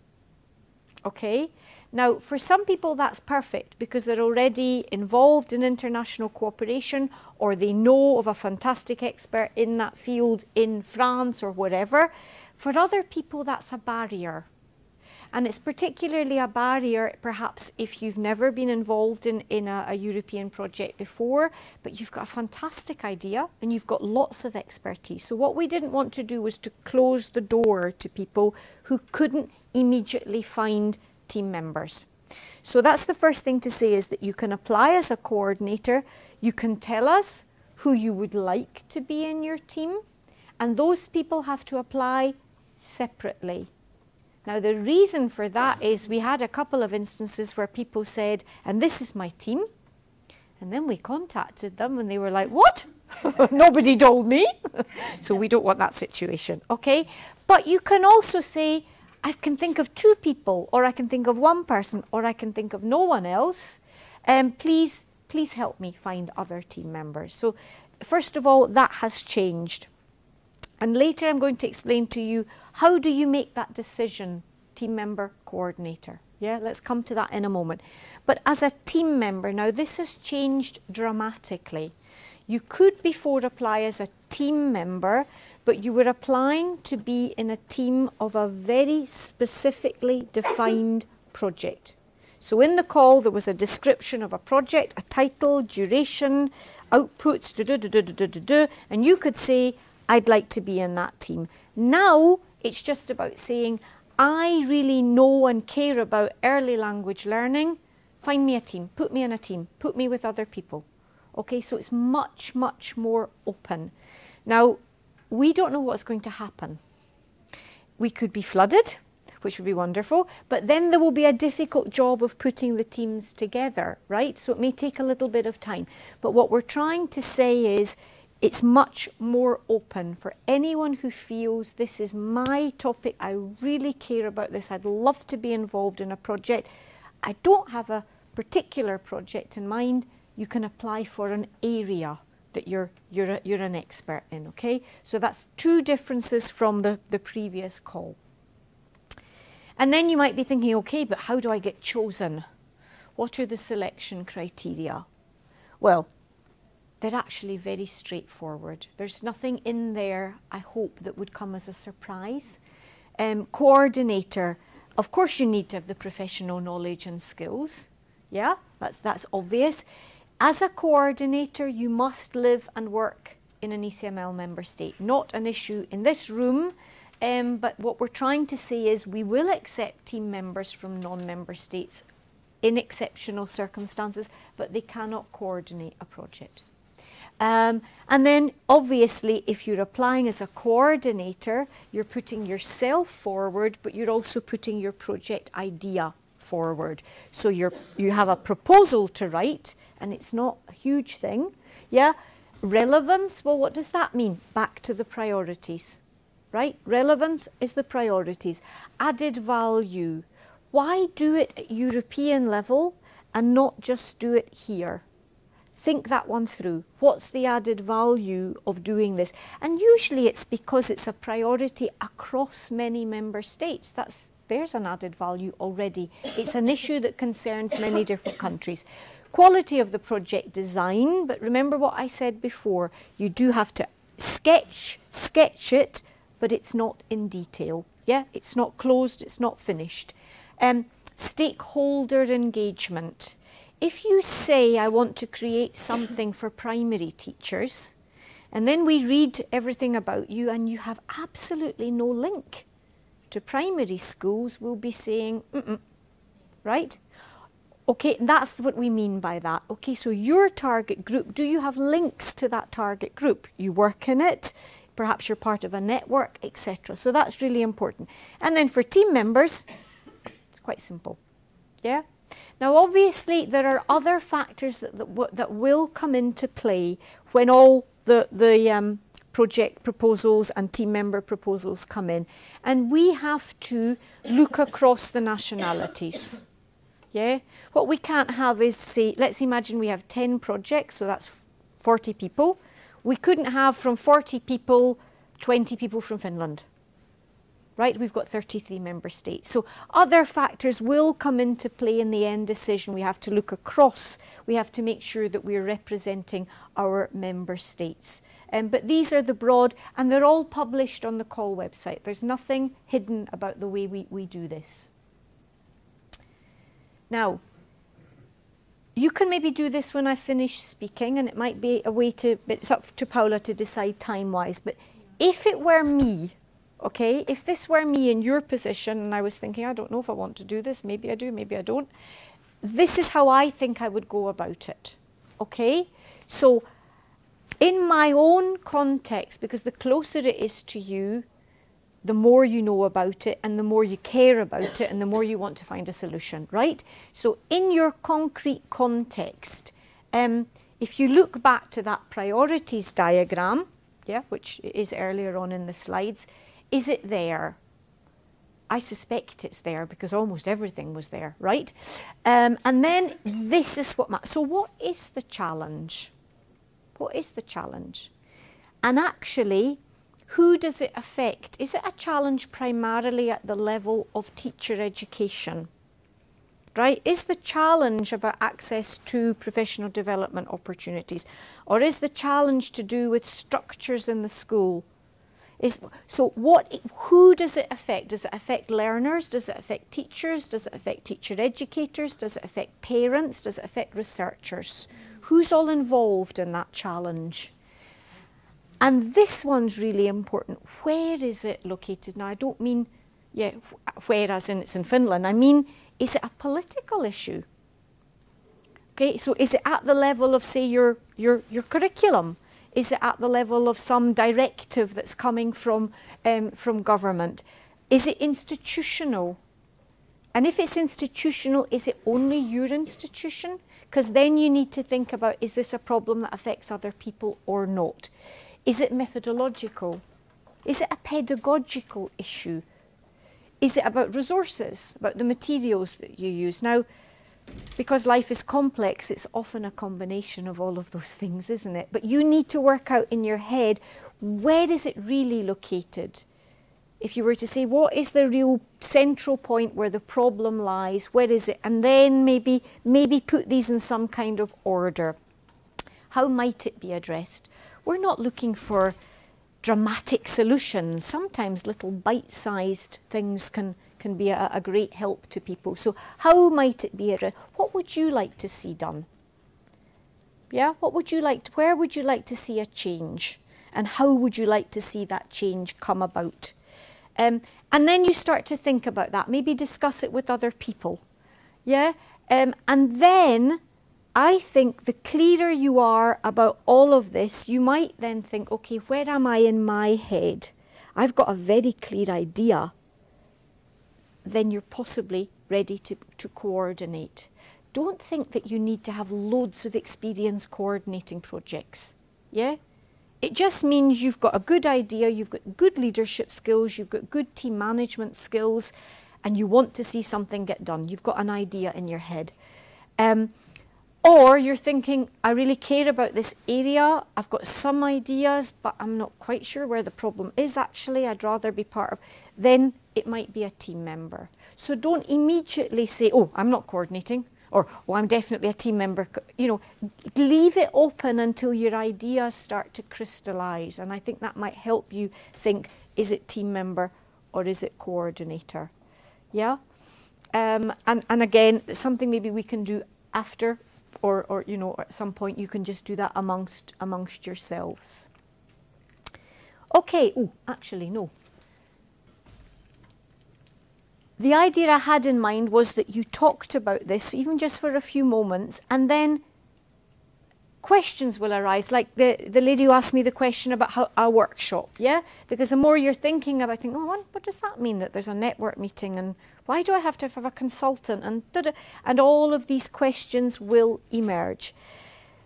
But because I am conscious that time is tight and there's a lot to get through today, I think it's best if you write down your questions before you turn to the frequently asked questions on the call website. And the reason I think that is because I think you'll find them there. I don't think you'll find surprises, right? We haven't called it frequently asked questions. We've actually, well, I've put it on my slide, but that's not what it's called. It's called key considerations, right?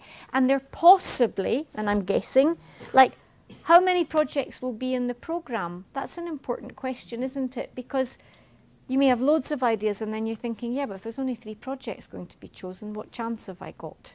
Right? So you need to know that kind of thing. Well, I can't give you a definitive answer to how many projects are going to be in the programme. I can tell you how many we have in the current programme, which is 10. It's unlikely to be more. The funding hasn't increased, so it's unlikely to be more. It might be less, or it could be more if there's a lot of smaller projects. So we can't say a definite number, but it's not going to be 2,000.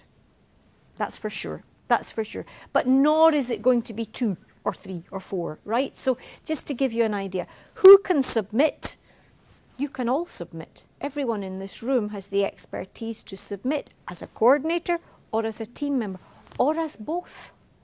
You can also do that, okay? So you can have an idea and apply as a coordinator, but there may be another area very closely linked to your area that you're also involved in, that you think, I could be a team member there if a project comes off. So keep your options open, yeah? Keep your options open. The form is not complicated to fill out. It really, really isn't. If you've done that preparatory thinking, yeah, to me, even the coordinator's form, it's maybe an hour's work if you've done the preparatory thinking, right? You don't have to fill it out in 2 languages either. So you used to have to do that, which was a bit of a trauma for some people. But you don't have to do that anymore. What are the different roles and functions within the projects? Well, that's the team member roles. But remember, if you're applying as a team member, you can say, I'd like to be the second language documentalist, I'd like to be the web. But remember what I said, that we won't rule you in or out because of that. We'll be looking more at the area. Who do we have? How can we put people together? And then we may come back to you and say, look, you said you'd like to be the web person. Are you happy to be the communications person? Yeah, because these are all tasks that can be shared. So don't feel straight-jacketed into a particular team member role. Yeah, you can put your preference, but don't worry about it. Obviously, if it's coordinator, that's different. You need to say that clearly. In what ways are the national authorities of the member states involved in project work? Well, you know from what Paula has been saying, I always think it's a really good idea to talk to the governing board member if you've got an idea, yeah? Or talk to anyone else who's been involved with the ECML, contact point. Find out what they think about it, because they might be able to give you a little bit of advice. Support, I covered that in my slides, the support that we give. So you don't, if you're one of these people like me who has an absolute fear of Excel spreadsheets, I don't know, they just don't work for me. But anyway, you don't need to worry, because Michael will look after all the financial bit for you. You don't need to worry about that, okay? Who are our target audiences? Yeah, think that one through very, very, very carefully. Well, if you look across our projects, the target audiences are vast. There have been projects for parents. There have been projects for pre-primary school teachers. There have been projects for adults working in the voluntary sector, but working with adult migrants. So it's vast, so don't feel constrained, but make sure your project has a clear key target audience. It may have others, but it needs to have one key one. Okay, the organizational format, okay, so that's what we were seeing. The organizational format is there's a project idea, it gets approved, an external consultant is appointed to accompany you. Now, let me say something about the external consultants. They cannot be experts in every single area of language education. None of us can, right? But they have an overview, and they're there for you to guide you and to come in when you need them. Okay, it's a resource for you. It's not somebody monitoring or evaluating. It's a resource for you to draw on. And of course, you have us at the centre to help you if you need us. And then the format is, this workshop is crucial to the project. Now, you can argue that the workshop should be near the beginning, or you can argue that the workshop should perhaps come later as more of a dissemination event. My own feeling is that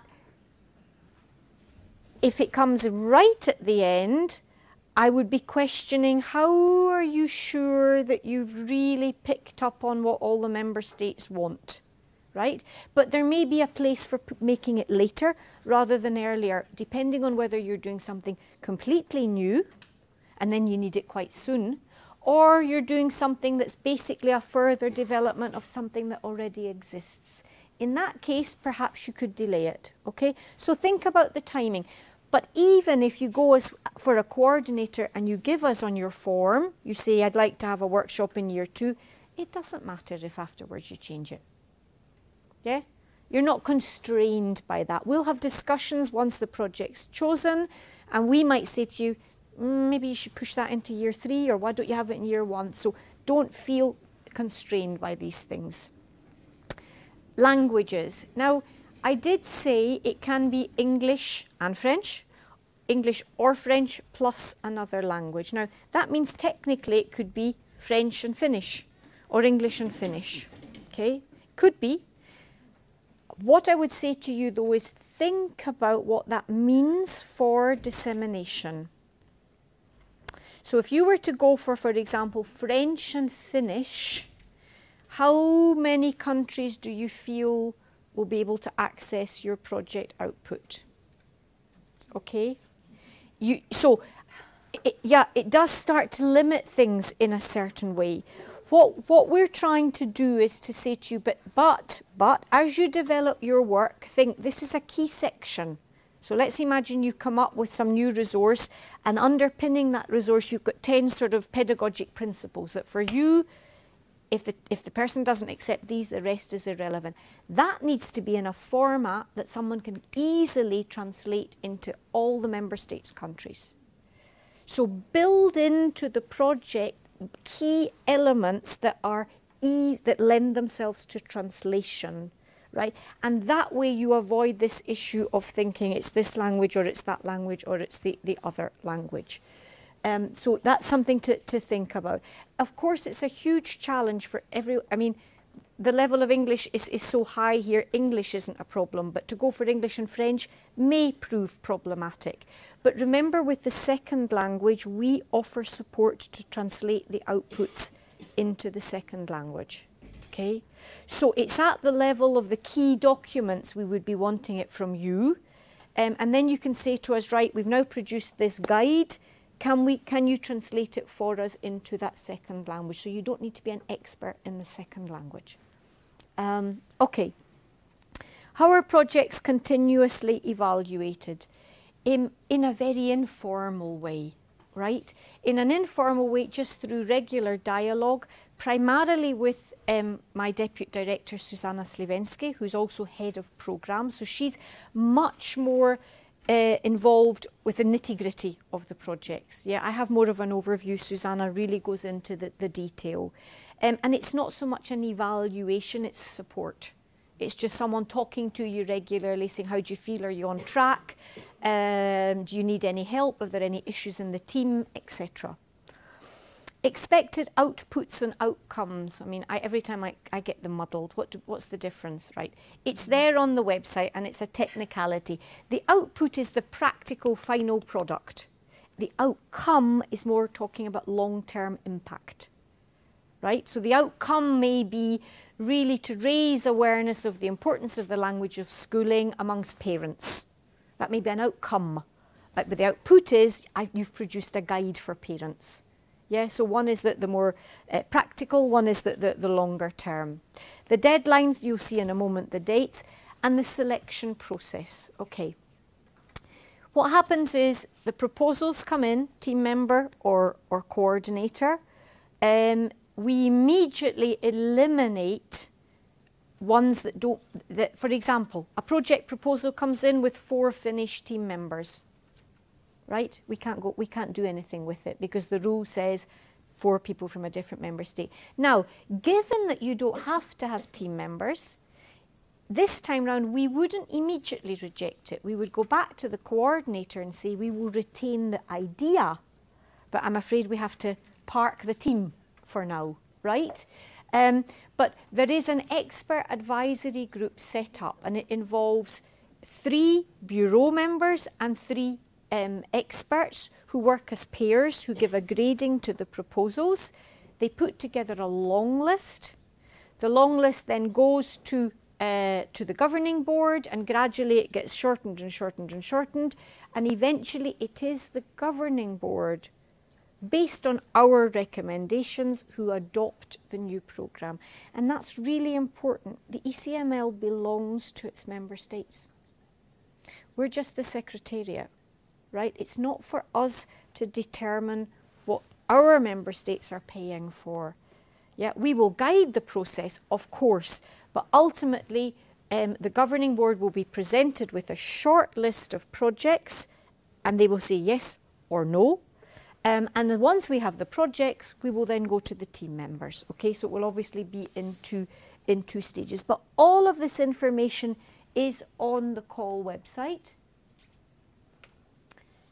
This is just common sense.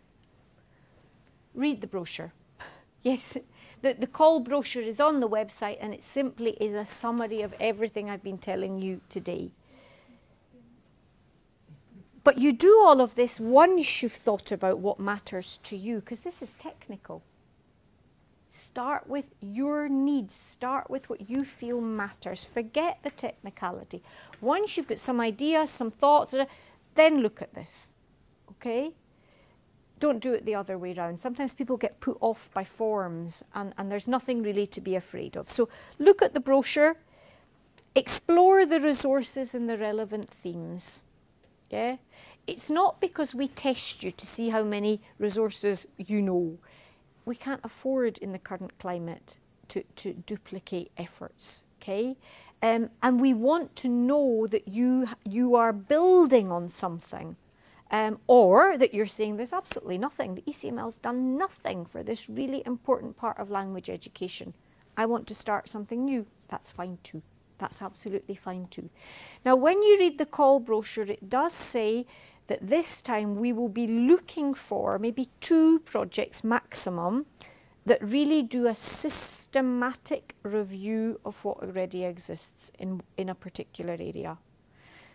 I think sometimes we've got so much So much, not in all areas. Early language learning, there's not an awful lot. Okay? Languages of schooling, there's not an awful lot, because these are concerns that have come on board a little bit later. Adult migrants, there's not an awful lot. Plurilingual education, there's loads. And so it may be about looking at that, a bit of this and a bit of that. How could I repackage that? How could I make that more relevant, more real? Coordinator or team member, or both. Or both. There's total flexibility. You can apply as both, but obviously you need to fill out 2 forms. If you apply as both, we need 2 forms from you. Talk to Paula. Seek advice. Does she think this is going to work? Okay. Look at the key considerations and then fill out the appropriate form. Now, I have hyperlinked this. This takes you straight into the application, the section on the website where there is the application form. Technology willing. Yeah, okay. Right, so there's all the stages. Complete the proposal form. Now this is coordinator. And I'll download the proposal form. 9 pages. Oh, that sounds scary. It's not. It's not. A lot of it is just the usual background information. Yeah? A short, simple description of your project proposal. That's on the first page for very obvious reasons, right? If we read that and it doesn't make any sense to us, we'll struggle with the other pages. It's like anything you do. It's what my tutor at university told me about my thesis. He said, if there's a spelling mistake on the first page, I won't read any further. Thank you. Right? Because it puts you off, right? You need something that makes a positive impression. 50 words, it's nothing. It's absolutely nothing. And that can be challenging. That can be challenging. So that's that. And then as you go on, okay, so we need a bit, if you're coordinating, we do need to know if you've been involved in other projects. Tell us about them. These can be national projects. These can be a project in your school. That's fine too. It can be a big international or a European. If you don't have very much to put on that page, don't rule yourself out. But argue strongly later on. Tell us why you should coordinate a project if you've not got a lot of experience already in. You know, it's like young people trying to find jobs. It's catch-22. It says you need experience. Well, you never get the experience unless you're given the chance. So we're not going to rule you out, but we will be asking you to convince us. Okay, there you can put in team members if you want. You don't have to. You can also put in associate partners. And it was interesting, something I didn't mention, which Marita mentioned, was we have a lovely partnership with Canada. And Canada, totally self-funded, looks at the new projects we choose and then appoints from its experts people to associate themselves to these projects, funds them to come to our event and give the team support. So that's really nice because it brings in a very different perspective. It's not obviously a European perspective. Now, project description, okay? What are the main ideas? What are your outputs? What is it you want to produce? Do you want to produce classroom material? Do you want to produce guidelines? Do you want to set up a network? All of these things can be your output. So think carefully about them, remembering that they may change. Yeah? And then you've got some concrete questions. How will you reach your target group? And that's us kind of checking that you do actually have contact to the target group. How does it draw on other ECML resources? Yeah. How does it address priorities? Well, you need to think about that before you even begin looking at the priorities. And then you have to come up with a plan. And it's not a huge plan, 2, 3 or 4 year. And when do you think you'd like to have the network meeting? When do you think you'd like to have the workshop? But remember, it can all shift. Is there anything else you'd like to do? Would you like to run a regional event? Would you like something else funded through us? And how are you going to communicate the project? And that's it. And that's the coordinator, right? I won't go through the team member.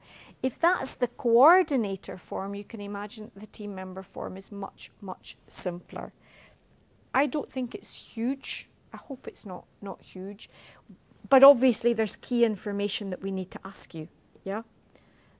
What do I just ignore that? Oh, no, obviously not. It's about closing. This one? Yeah. It's a good guess.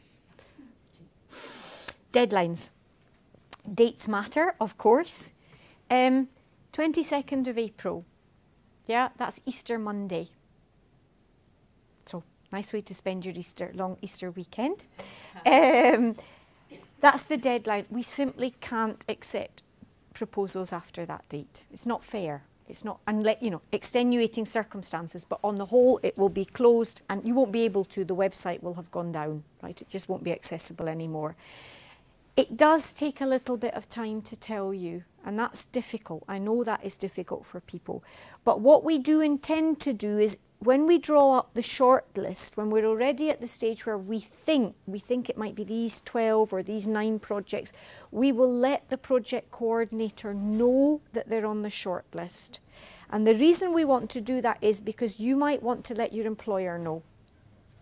You might want to say, look, next year, over the next couple of years, I'm going to be involved in this project. If it doesn't happen, it doesn't happen, but it's better to be able to give people a bit of warning.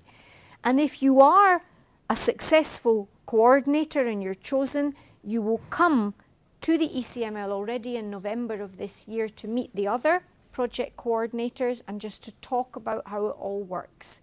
And we will give you feedback on your proposal, we might suggest some changes, etc. And in the meantime, we'll be working with you to help you choose your team members. If you've got your team members and they've all applied and they all meet the criteria, then that's it, it's done. If you've not, then we'll be saying to you, here's all the people who want to work in, say, early language learning.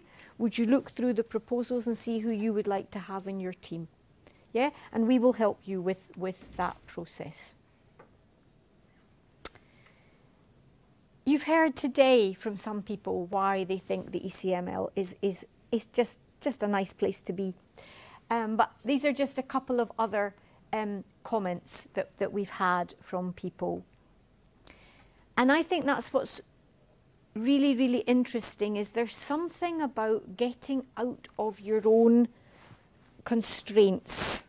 And constraints is not meant negatively. We all work in environments.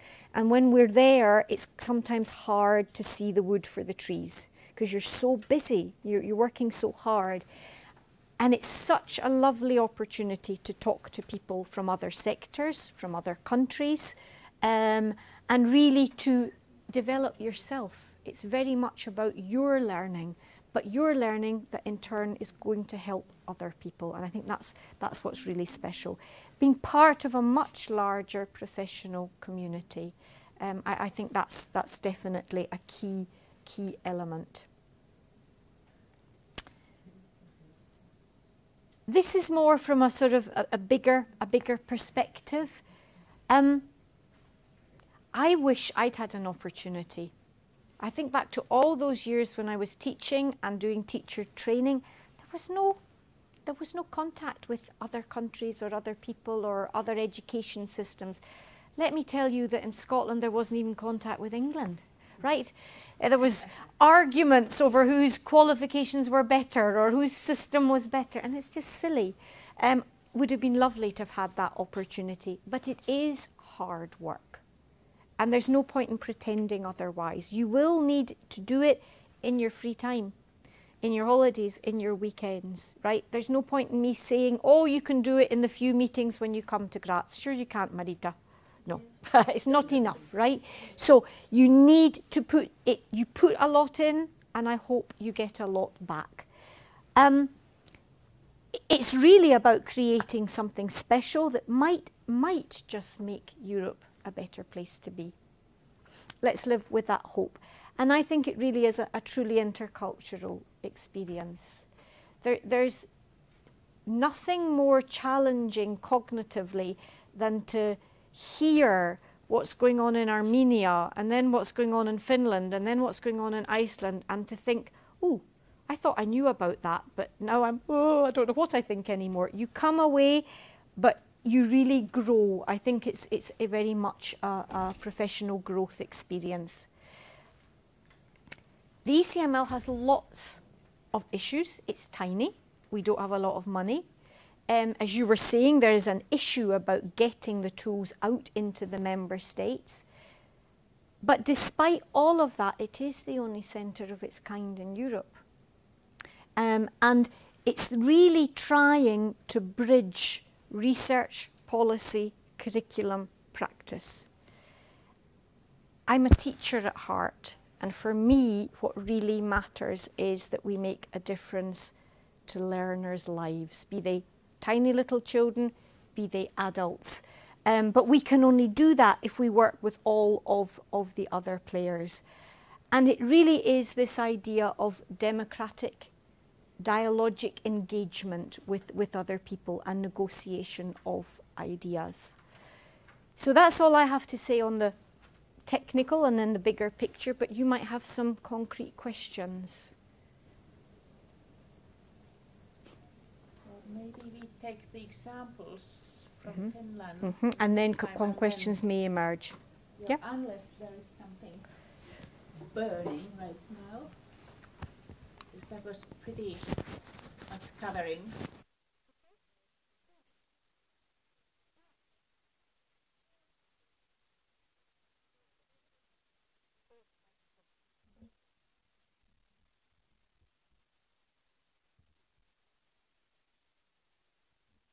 The 4 team members, is that a minimum and a maximum, or can there be more than 4?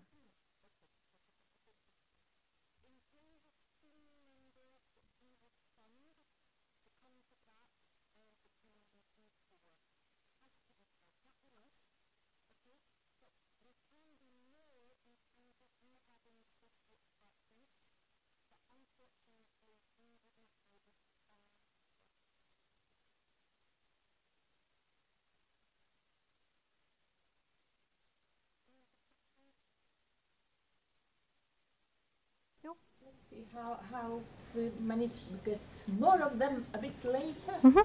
So we move on. And now again it's time for Prince having a seat. And now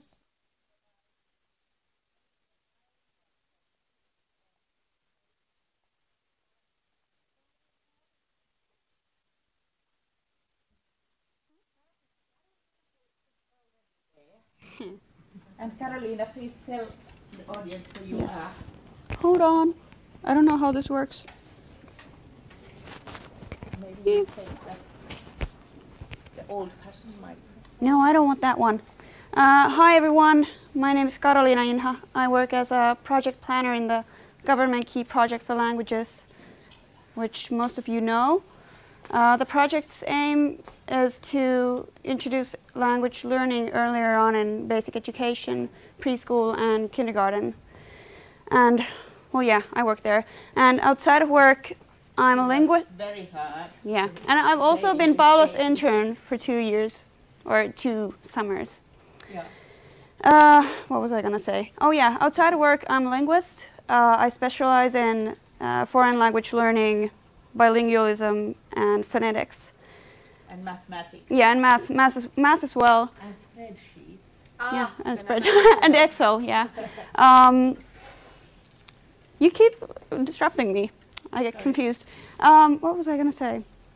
Oh yeah. So as a result of all this, Paula asked me to comment on what sort of things we should investigate in early language learning. So I'm not gonna give you ideas for projects so much, but more about research. To start with, I think most of you know that kids are pretty interested in languages. They like learning languages. They're very eager about them, and they like singing in different languages and all that. But we don't, well, we also know that research shows that kids with immigrant backgrounds and bilingual kids, they may reach a very high proficiency in a second language if they start at a very early age. We also know that bilingualism may be an advantage in foreign language learning. Okay, but what we don't know is how formal early language teaching affects foreign language learning. And it's a bit scary, isn't it? Yeah, we have some research, but not a lot. Now, if we take this to the Finnish context, I'm not sure if you know that as of January 2020, all children will start foreign language or the second national language by the spring term of first grade. So, you know, it's quite important for us to have research on this. And one thing I want to raise is take this back a few years to little kids who participate in these language enrichment programs in kindergarten. The point is really to introduce kids to a language or a variety of languages at a very early age, maybe to raise their language awareness and motivation, attitude, maybe even language proficiency. But we don't really know how they affect kids, how they affect their language learning.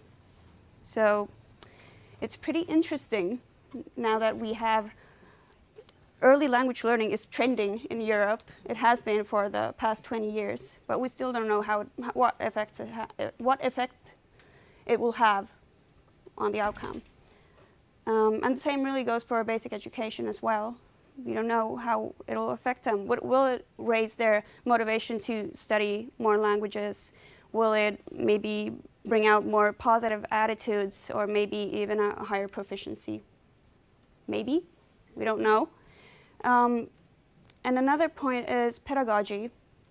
We have, in Finland, we have had these regional projects experimenting with early language teaching, and they've employed a sort of action-oriented or action-based pedagogy. And what I'd like to know is, what are the gains? How it affects language learning, especially with maybe learners with learning difficulties? Because I've been told that in classrooms where you have kids with learning difficulties, that they seem to benefit from action-oriented teaching. And the same goes for boys. That's what I've been told, but I haven't really seen research on that. Now, if someone else has, then please tell me. Also, what we really need to know is what action-oriented pedagogy entails. Because for some, it's more about games and singing and, I don't know, jumping around, but it's so much more than that. And we need to know what it could be, what it means in first and second grade. Well, my point really here is that if we know the gains, what children gain from early language teaching, then we'll also know what we can do to help them gain more, and what really has an effect on their learning, so that we can do that better. Because that's really what we want, isn't it? That we raise their language awareness, that we raise their motivation to study more languages. Yes. Thank you. Can I ask how old are first graders? 7 years old. 7? Yes. Or 6. Well, yeah. And obviously, this is one of the things we can come back to while we have had 2 more presentations about what is topical in Finland. Is it Susanna or is it Inga now who is next? Carolina, thank you very much. Thank you. I'm sitting on the sofa because it's more comfortable. These are designed chairs, mind you.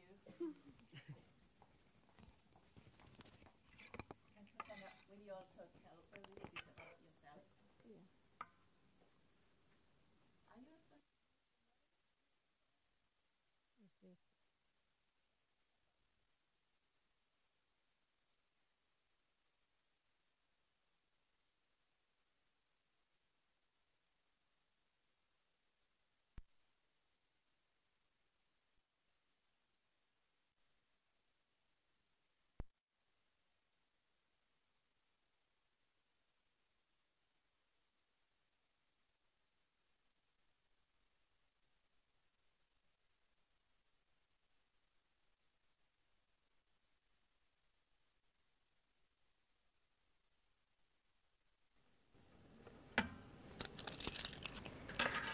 So, my name is Susanna Rajala, and I work for the Finnish National Agency for Education. I have to think what the new name was. I mainly work for minority languages and also for Roma affairs concerning education.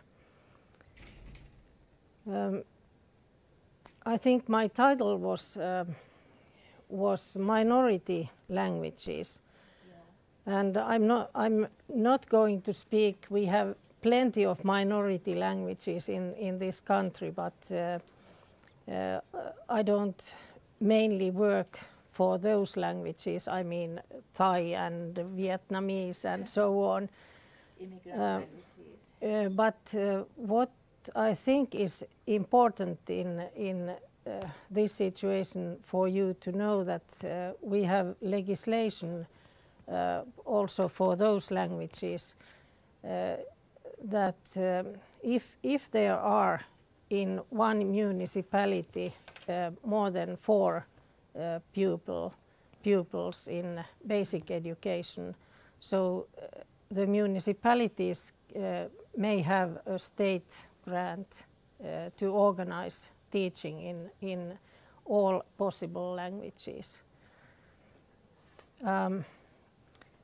Now I come to the languages like Romani language, Sami languages, and sign language. Sign language. Do you know about sign? Is here somebody who knows about sign language? I tried to get an expert here, but failed. Okay, yeah. Those people who use sign language it's a very mixed group because maybe half. I don't really know exactly, but maybe half of them are deaf. But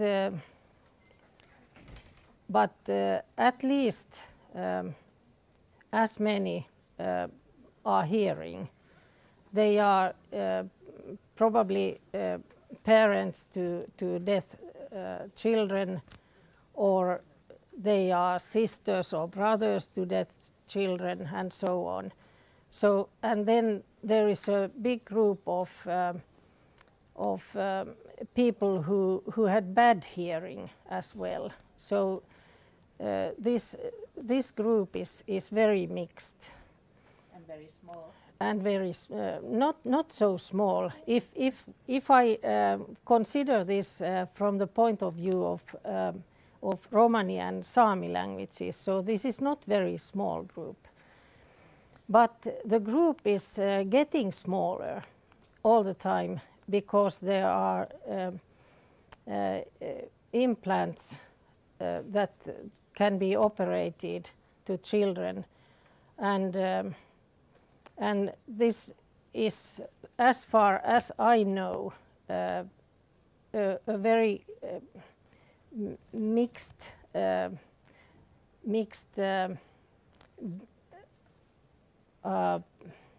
problem at the moment, because the culture of sign language is getting smaller.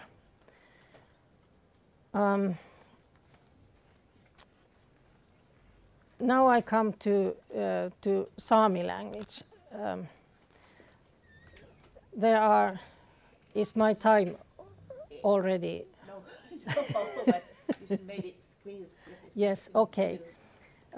But Sami language and Romani language, it is possible for the children to get either so-called mother tongue education. That means that the curricula is as big as for Finnish and Swedish mother tongue.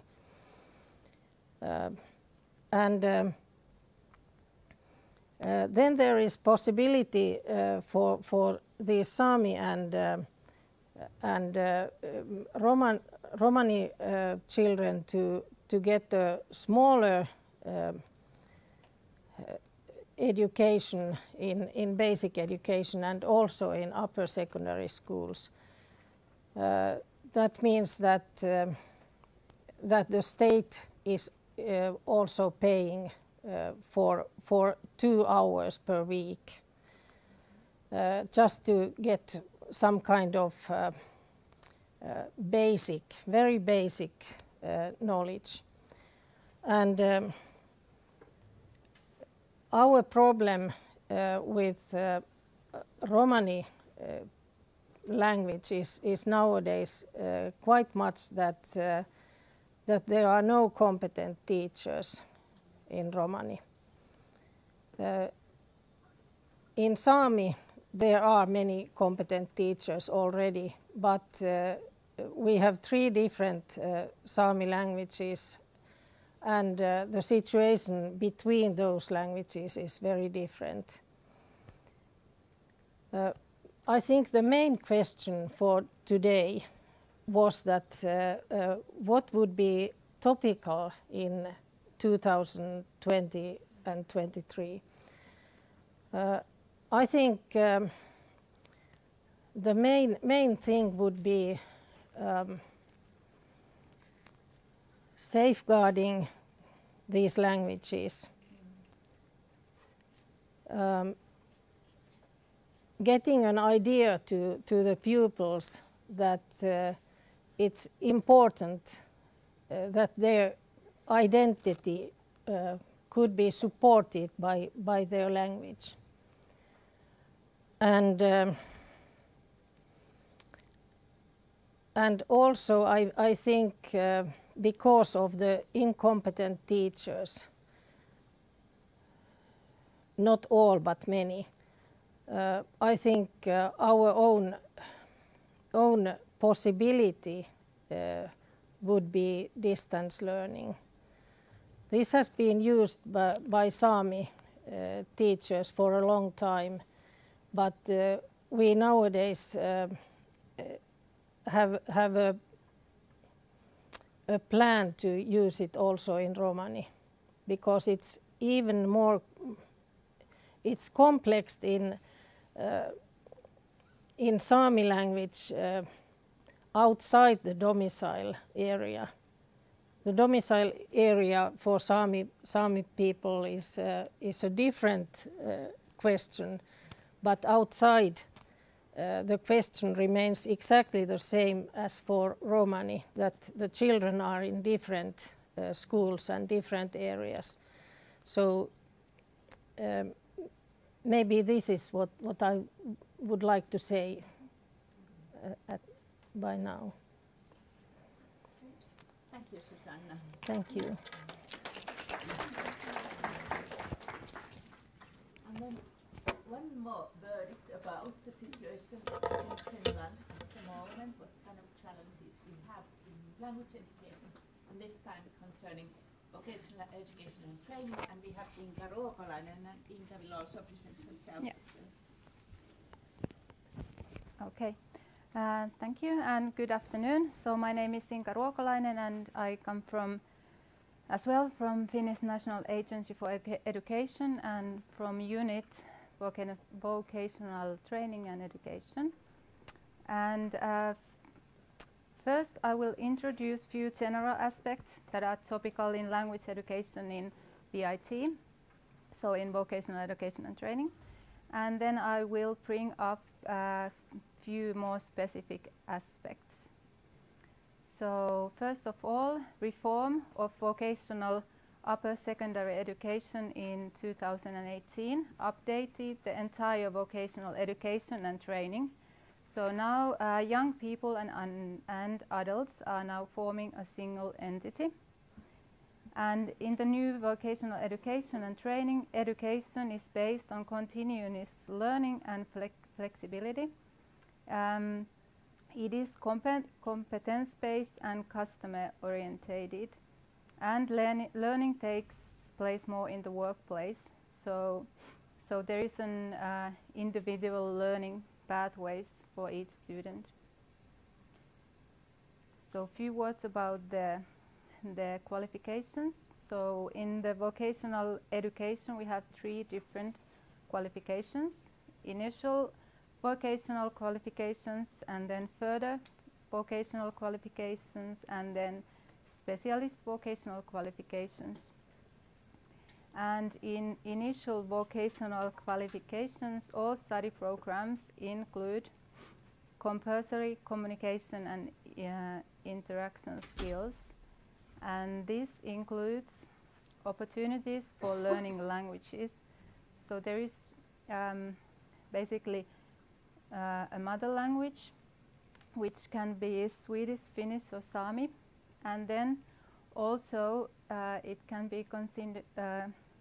be also Romani, sign language, or other mother language. And then there is also Swedish or Finnish if you're taking mother language Finnish, and then there is Swedish and other way around as well. And the one thing I want to say is that Finland is more and more characterized by rich linguistic and cultural diversity, and this can be seen and is also recognized in vocational education and training. So now we'll bring a few more specific topical aspects on language education in VIT. So one would be that the digital learning environments and new approaches to pedagogy will have a larger role in language education in the future in VIT. And also vocational studies and language teaching could or should be more integrated. And this is because of the learning takes place more in the workplace as well. So language awareness in the workplace is important as well. But also general language skills are pivotal, and there is, for example, in maintaining open pathways to higher and further education as well. And then a global perspective in VIT, because international cooperation and mobility are encouraged in vocational education and training. And at the moment, every 7th student in initial VIT is spending some time abroad as a part of their studies. And then the last thing, because of the migration and other mobility, there is a growing group of people with immigrant background also in VIT, and only few of them have enough profession in Finnish for studying and working. So the topical aspect in this area is to development of language learning in people with immigrant backgrounds, and also increase cooperation between teachers for Finnish as a second language and vocational teachers. These are my points in vocational education and training. Thank you. Thank you.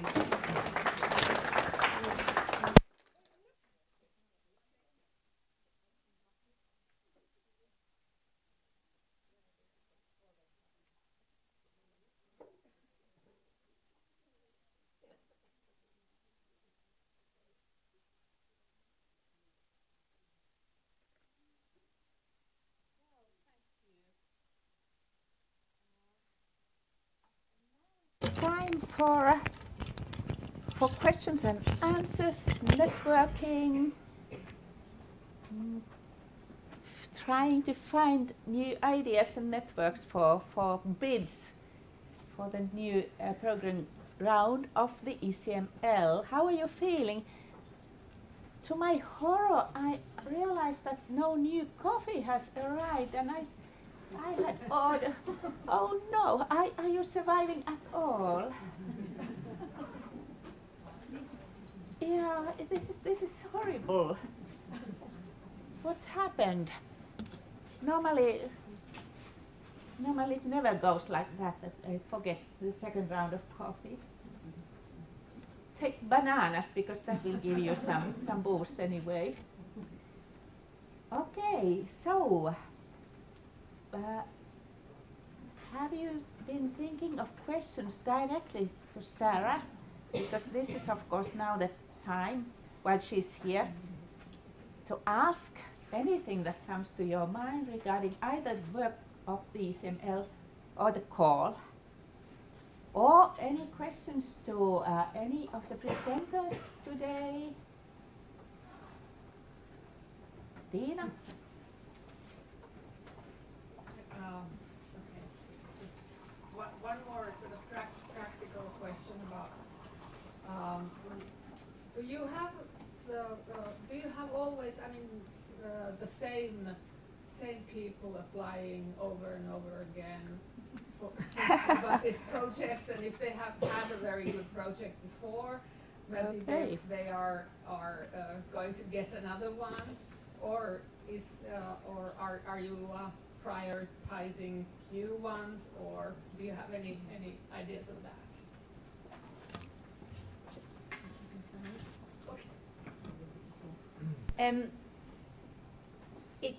Of course, there are people who have been involved in several ECML projects. If you read the call, there is a line in there that says that we are particularly keen to bring in, we've got to be careful we're not ageist, but the next generation of experts. That's really, really important. So the way the projects are chosen, it won't be, oh, that was a good project and that was a good team, therefore they should be allowed to do a follow-up. It's the other way round. Is there a need for the follow-up? That's the first thing. Yeah? Is the follow-up relevant? Does it respond to the priorities? Is it really needed? And if so, then of course it helps that we know that that team already functions well together. Yeah? But there is a real interest in bringing in fresh blood to the organisation, because there's none of us getting any younger. It's as simple as that. So it's not a closed shop. And certainly it's one of my big things that it cannot be the same names, because then it becomes narrower and narrower, and we're not reaching out. Nice is when you get perhaps you know, like in the case of Marita, your second project, it was 2 people who'd been involved before, but then 2 new people. That's a really lovely combination, because you've got the expertise, but you're also bringing in fresh ideas. So there's no rule about it, but we will be starting off by saying, is this project needed? Yeah, and then is it a quality proposal? And then all the other factors kick in, but it never starts with, oh, we know these people, they're great, right, they can come back. No, that wouldn't be the way we would do it. Is there any? Yeah. I think as an old teacher I would be heard without a microphone, but thank you anyway. You have to be in the streaming, Riley. Okay, right. Yes, I'm Riley Hildén from the University of Helsinki. So I've been running a few projects before, but it's been a few years back, so I would like to ask about the current priorities and team buildings. So do you have any level of education that is somehow desired right now, or as you mentioned that perhaps in the primary education you've had a lot, but how about upper secondary education, for example? Well, how do the perspectives for getting or riding a successful bid for upper secondary level, is that something that's updated now? Sarah, maybe you come here so we can have the microphone in the room. Yeah.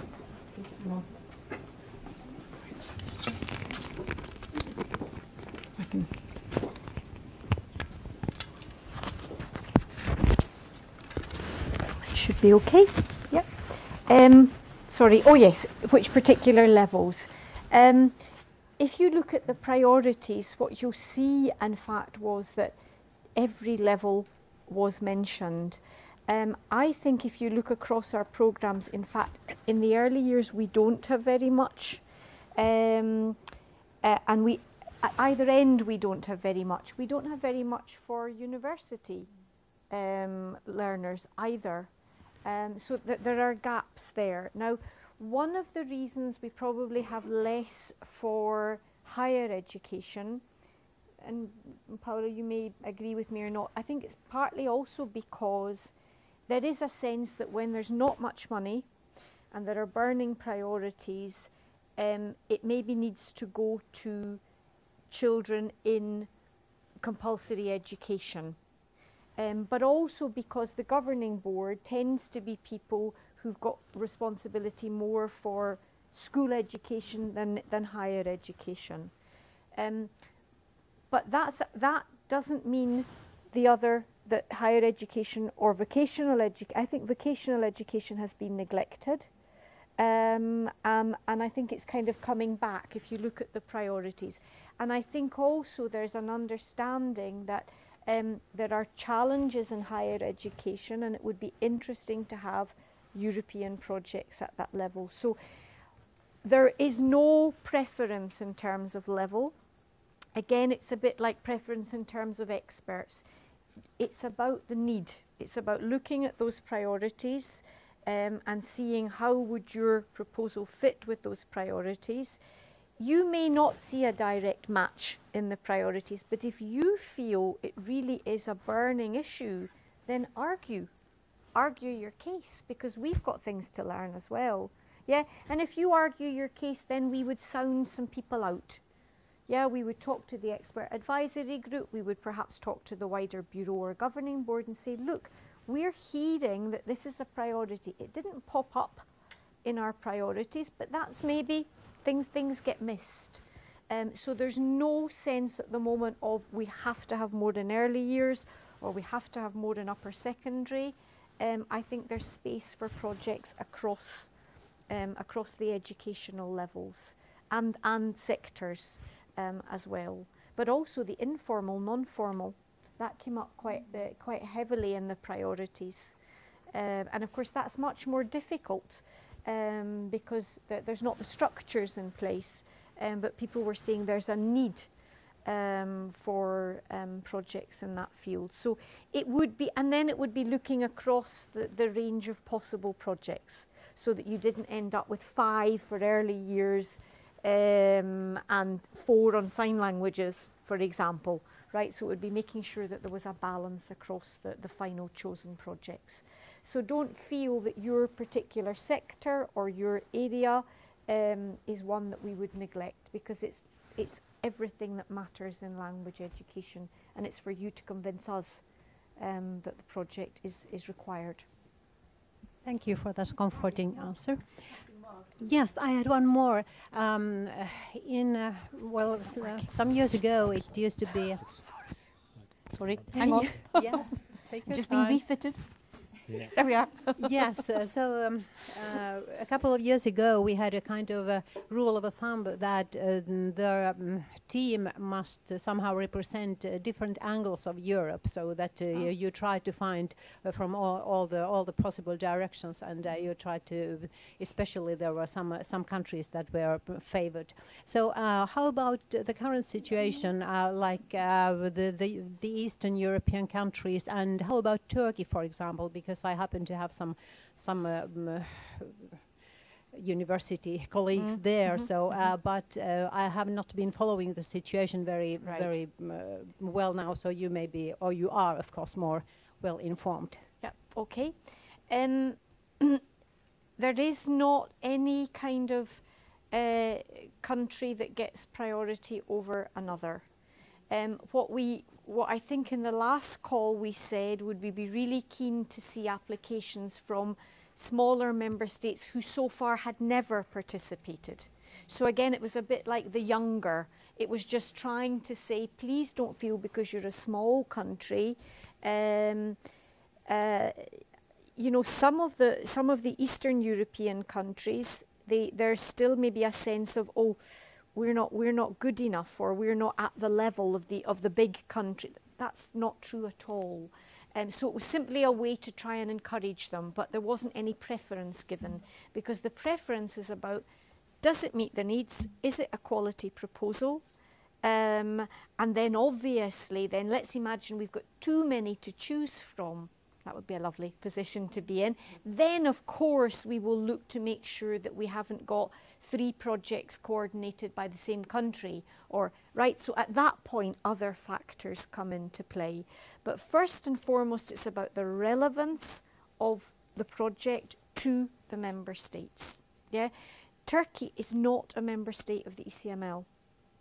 Okay, which means you could put a Turkish expert could be proposed as a team member or propose themselves as a team member, but you would need to argue the case that that person's expertise we can't find somewhere else, right? So say you wanted to coordinate and you said, I would like the following people to be in my team. One of those people is from Turkey. But we also have 20 team applicants for that area, and they're all looking really, really good. Then we might need to make a decision.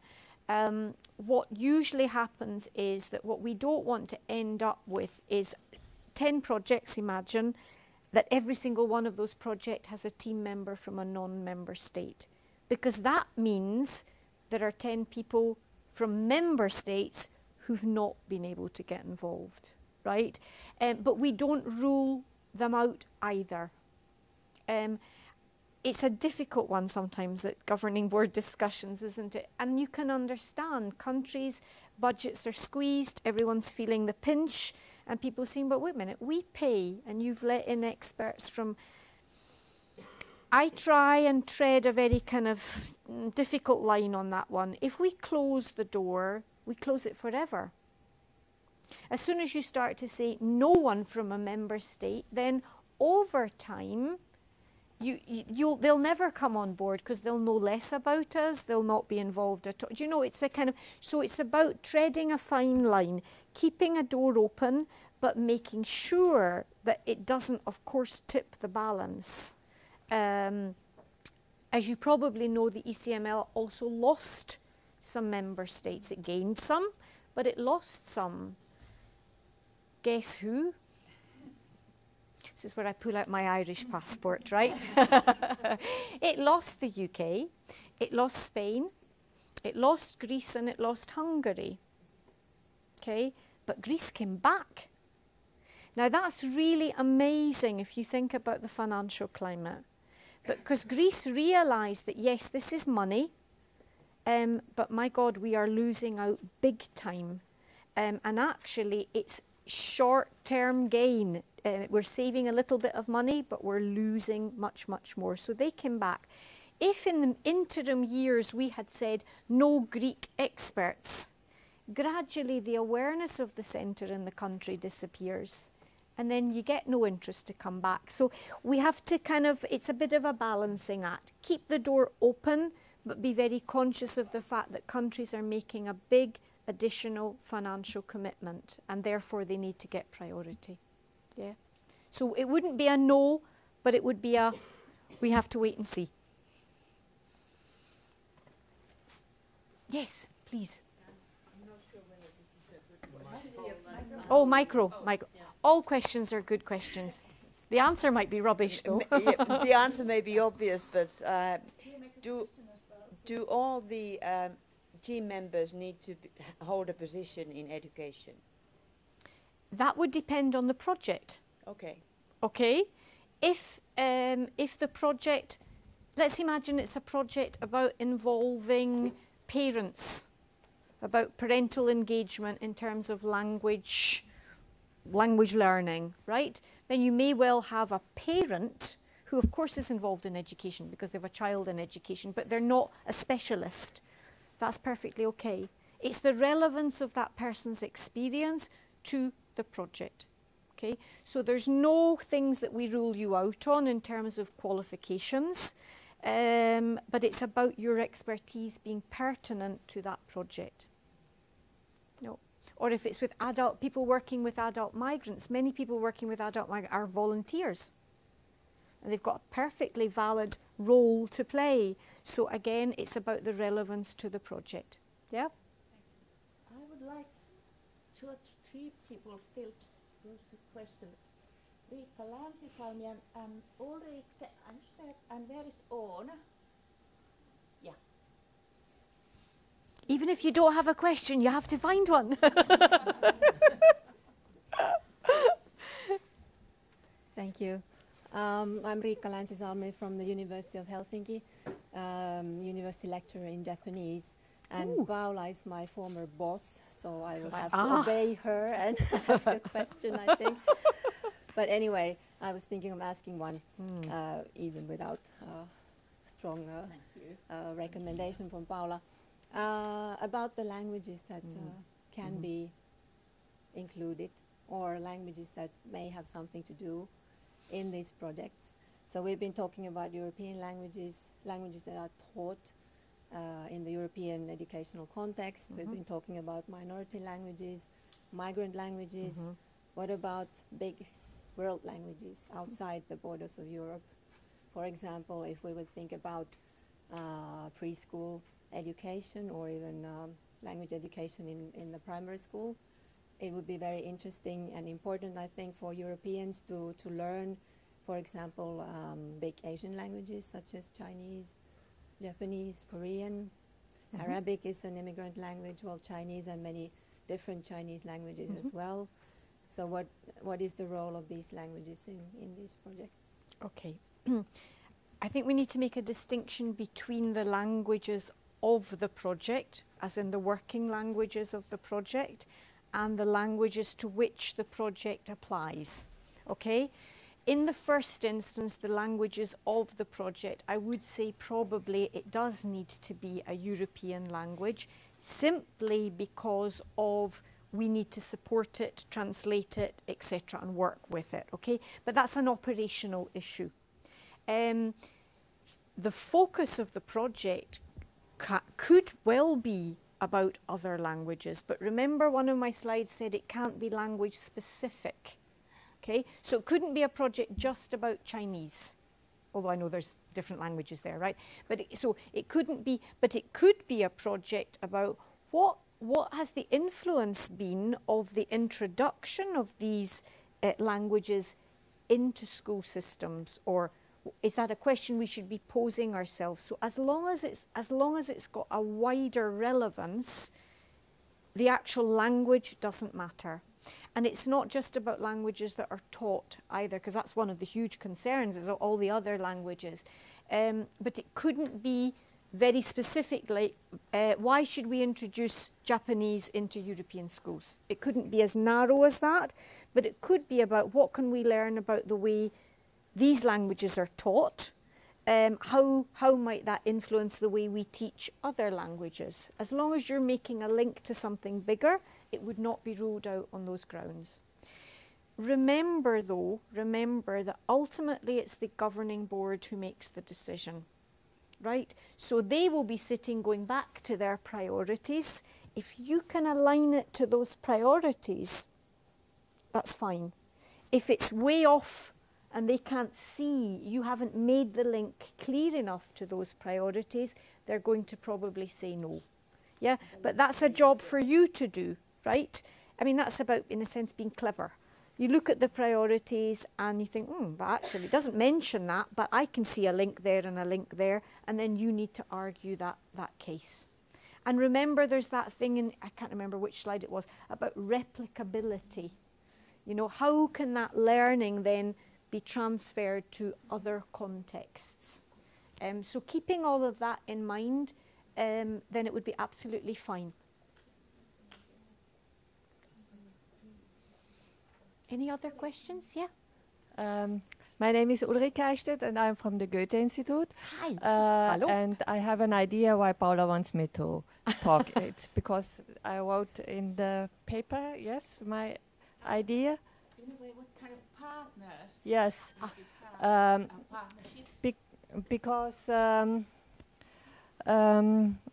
Because of the new legislation for the early language learning starting from next year, we, of course, as the Goethe Institute, we could support schools And I had the idea it would be nice to follow up for 3 years.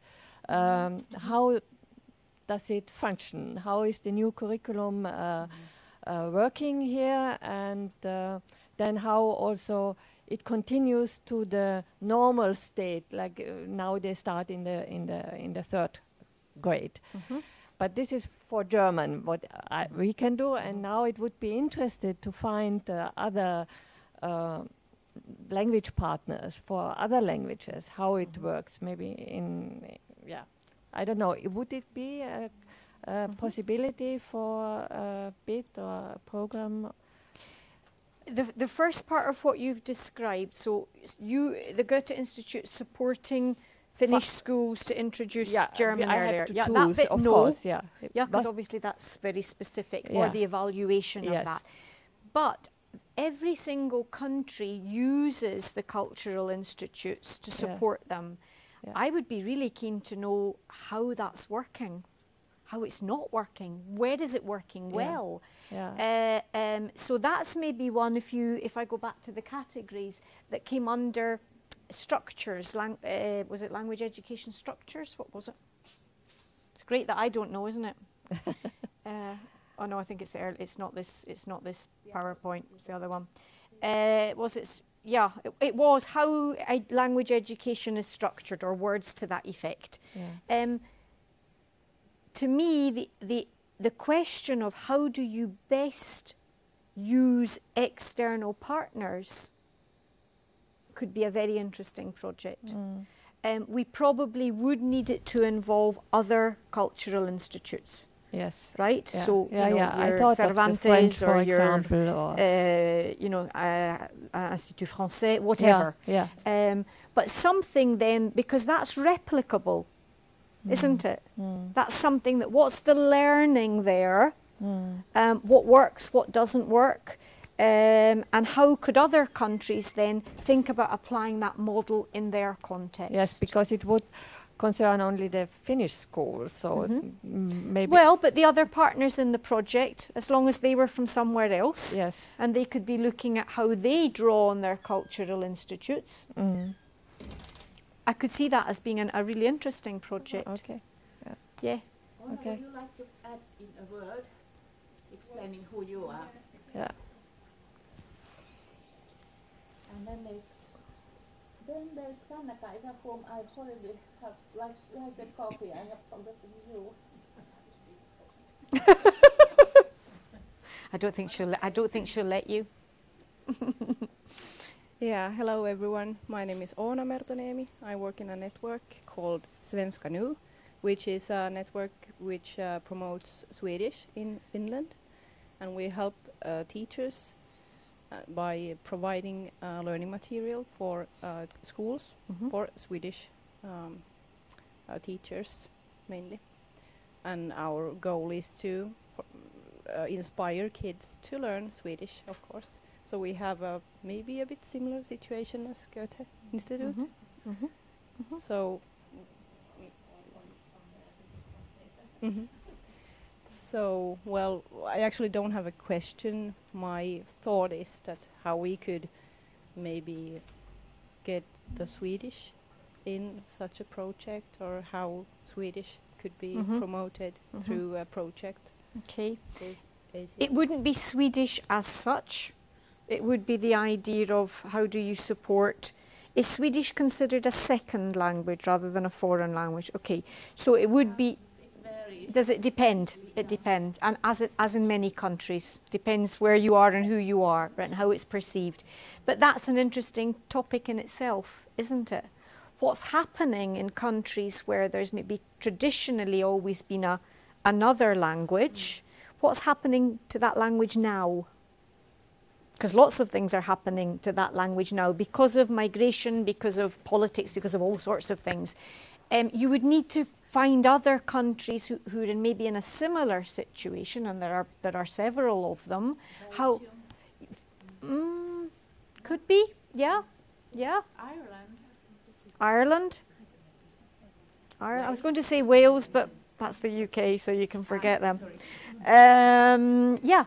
So it would be interesting to, so it wouldn't be about Swedish as such, but it would be about what's happening to languages that are well established, from my understanding, but are now perhaps the changing context. If you think of the title of our program, changing contexts are shifting the perspectives on that language. So yes, absolutely, it's a valid idea, but it would need to go beyond the context of Swedish in Finland.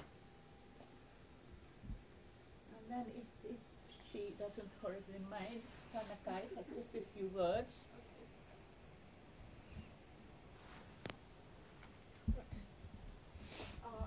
Yeah. Hello, everyone. I'm Sanna-Kai Stanskanen from the University of Helsinki, from the Department of Modern Languages. I'm professor of English myself, and we, of course, train language teachers. We do our share of teacher training, and we have the students for 4 years, and then they do 1 year of pedagogical training, and they become language teachers. And Paula did ask me to briefly say just a couple of words about language education in research and teacher training. And I have 3 points, like the once famous Finnish politician, so this shouldn't take too long, but I will go to my notes because otherwise I'll forget. Right, yeah, the 3 points are early years, diversity, and assessment and digitalization. And Karoliina, who vanished. Okay. Karoliina already covered early years from the perspective of learners and the kids, but we are of course interested in teachers and how we provide training for teachers to do early years language teaching. And because so far, of course, our focus has been with well, our students, when they become teachers, they usually teach at lower secondary school and upper secondary school. Yeah. But increasingly, of course, they may find themselves teaching primary school or even preschool. And we need things to teach them, how to teach children who can't read yet. And of course, how are there materials available? We don't have, well, you can't use textbooks because the children can't read. What kinds of materials are available? So there's a lot of potential there for research and activities, and also in terms of joint projects. Diversity, of course, in the capital region, but increasingly also elsewhere in Finland, we are seeing that our classrooms are becoming more diverse, and there are children there with different languages. But again, I'm thinking about textbooks for primary, lower secondary, upper secondary education. How well do they take into account the fact that perhaps children come from different backgrounds? Is there anything there for teachers to offer tools to take this diversity of language backgrounds into account? I don't think so. And then perhaps the one further point about digitalization and also assessment.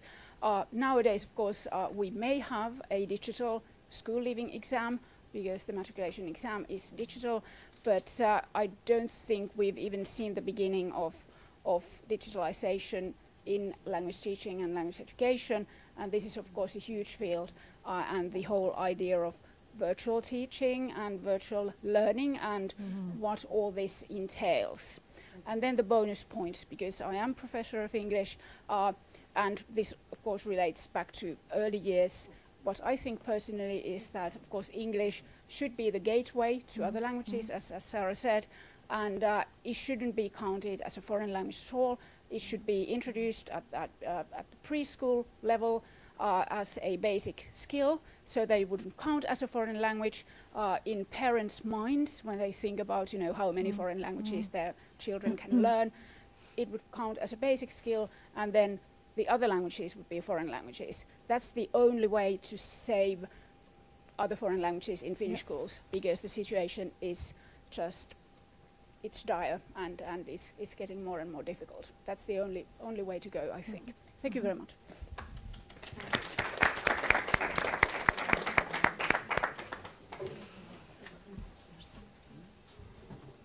Did I say anything on that one?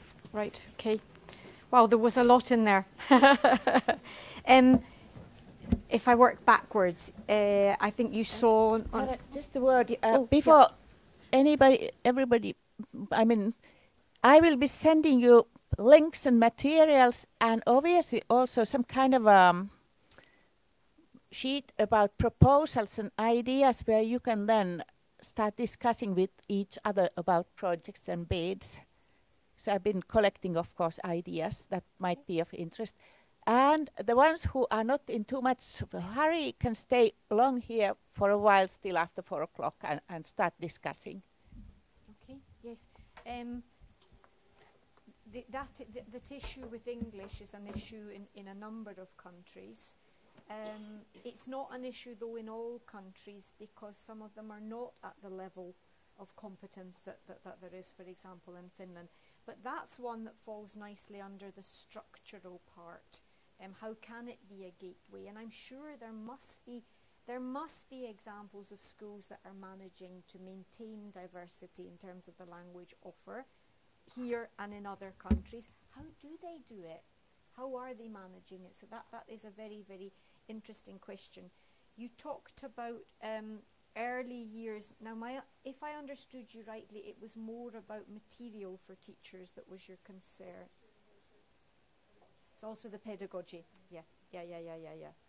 I mean, we have produced a couple of tools for teachers in primary and pre-primary, but I still think there's a lot of scope for more work there. There are many countries where teachers are technically trained for secondary and finding themselves having to adapt. That in itself is a huge challenge. What does that mean for pedagogy, and what does it mean for material? That would be a really interesting project, because that's happening across Europe. But also, how is it taught in primary school? You know, there's all different models. It's the primary teacher, it's the secondary teacher coming in, it's how do you compare and contrast these models, and what are the advantages and disadvantages? Because most countries are having to do a pick and mix. And that's a reality. So how do you make the pick and mix work?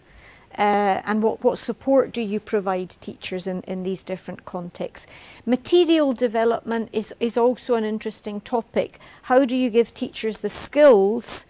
We all have course books, and they're not going to suddenly disappear. And you can't be producing your own material every minute of every lesson, right?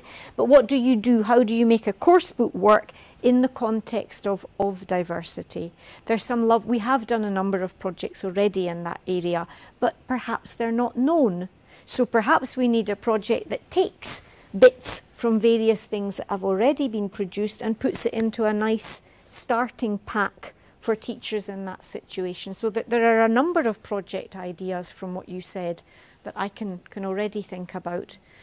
You said early years, in materials, you mentioned diversity. I think I've forgotten the third one.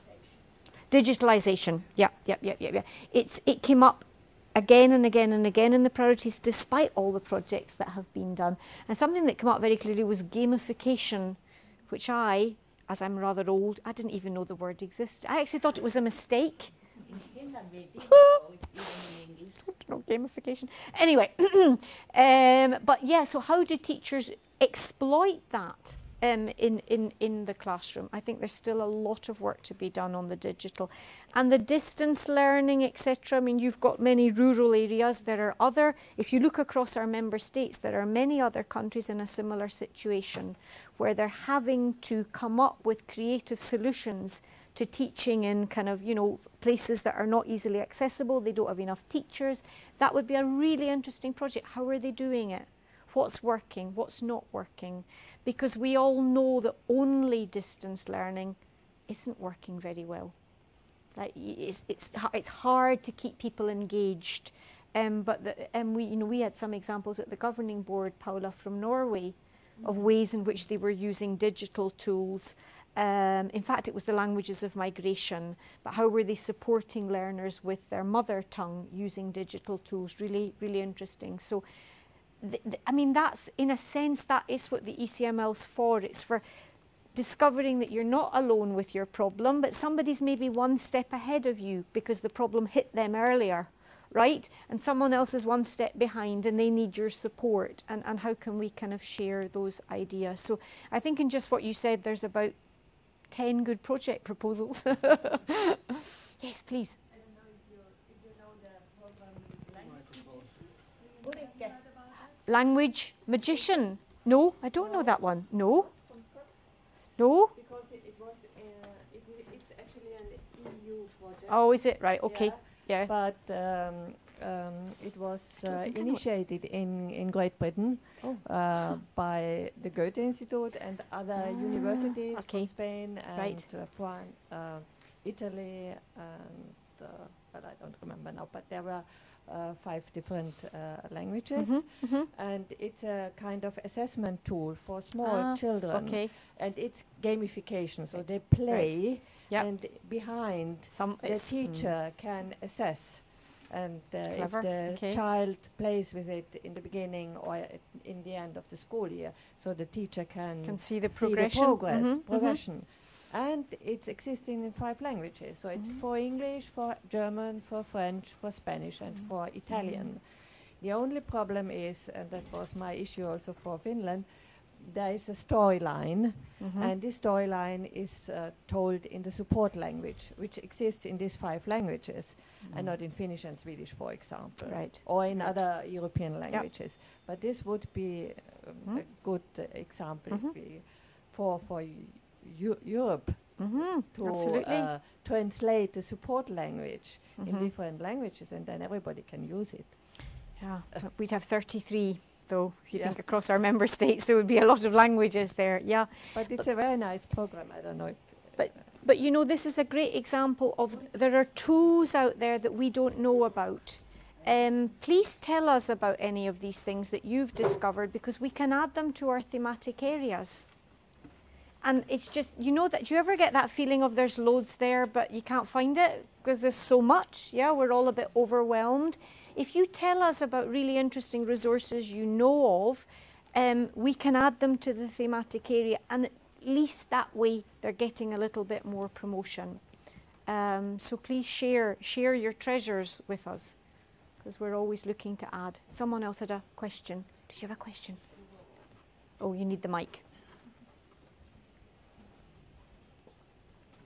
I don't really know all of your thematic areas, but human rights, values have been mentioned many times, and of course when you talk about diversity projects and so on, they're linked. Yes, of course. But what about ethical language education? Would that be a thematic area? Was actually within the Finnish proposal to priority. Yeah, it was. It would. It's not a thematic area in the sense that our thematic areas is simply a way of organising our resources, right?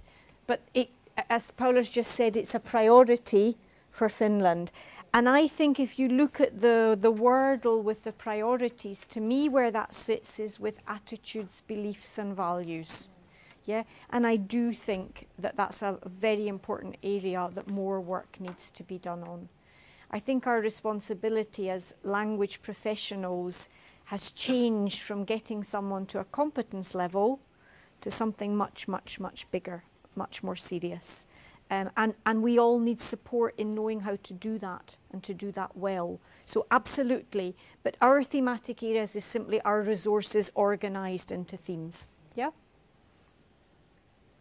Okay, so it's almost 4 o'clock, and so many interesting areas for collaboration have been emerging here.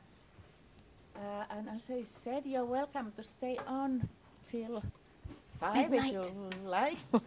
I'm sorry about the coffee situation. For me, obviously, the key interest areas would be early language learning. I know there are people here present who are very much working on that area. The vocational education and training thing, which Inka was presenting, and which you noticed that Sarah almost said that there is a slot in the new program for BET. She's very clever. Then digitalization and testing. I know Riley is quite interested in that area. Sanna-Kaisa mentioned it as well, and it's very topical, not only thinking about upper secondary education and testing there, but other areas of education as well. Minority language is always a key issue, somehow to promote the learning and that position. The systemic issues, how to help languages survive and flourish in the, these times when economy and maybe some kind of banalization is happening all around us. Tiina? Yes, I would really like to add one topic here,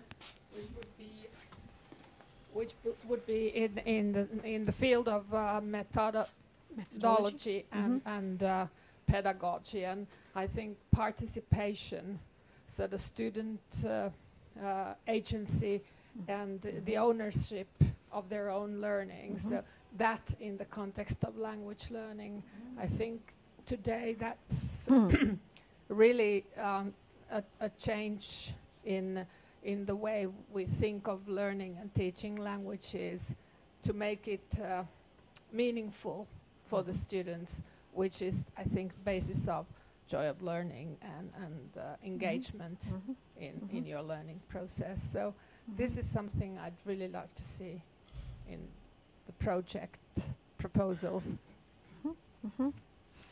There is a current project, what's it called? It's a project on digital literacy, and I can't remember the name off the top of my head. In the current programme, I think it's just digital learning, language learning in the digital age or something. But anyway, it's looking very much at learner autonomy and learner engagement, and how do... No, it's the Christian Olivier from La Réunion project, very much focusing on that. But I mean in the classroom. In the classroom practices. He's coming up with activities. It's using, in his particular case, it's using digital activities, but it's how do you ensure that those activities are handing over the responsibility and the agency to the learner. And that's what you were doing in your school, wasn't it? Yeah. Right. Yeah. But it is a big challenge. Inquiry-based learning and how these kind of methods that are often used in chemistry and science and so on, how these kind of methods could also be used in language learning. In a way, embedded in our new curricula, but is it really happening? Okay, now I think as the chair for the day, I would like to be sort of concluding for the official part of the program now, and I would like to thank Sarah for the fact that she's here and she has shared her knowledge and expertise with us all afternoon, and I know she will be available through your request via the internet then if you wish. And amazing. A big hand to Sarah.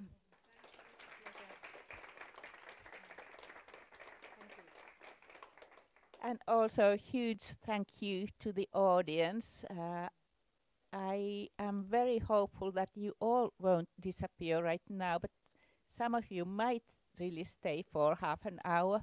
I know Tiina will stay for my support at least, and some others as well, so that we can have discussions if there is something that you would already like to start sort of planning for. But otherwise, if you got sort of the feeling that you have to start proposing something, do go on, let us know. Sarah has promised that you can try and lobby me as hard as you wish, because I'm the governing board member, and then I will be having Finland's word for you if needed.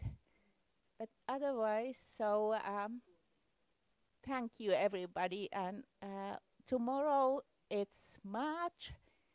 it's officially more or less spring, so let that also give us energy, but bravo also to language education, which is at the heart of all of us. Thank you.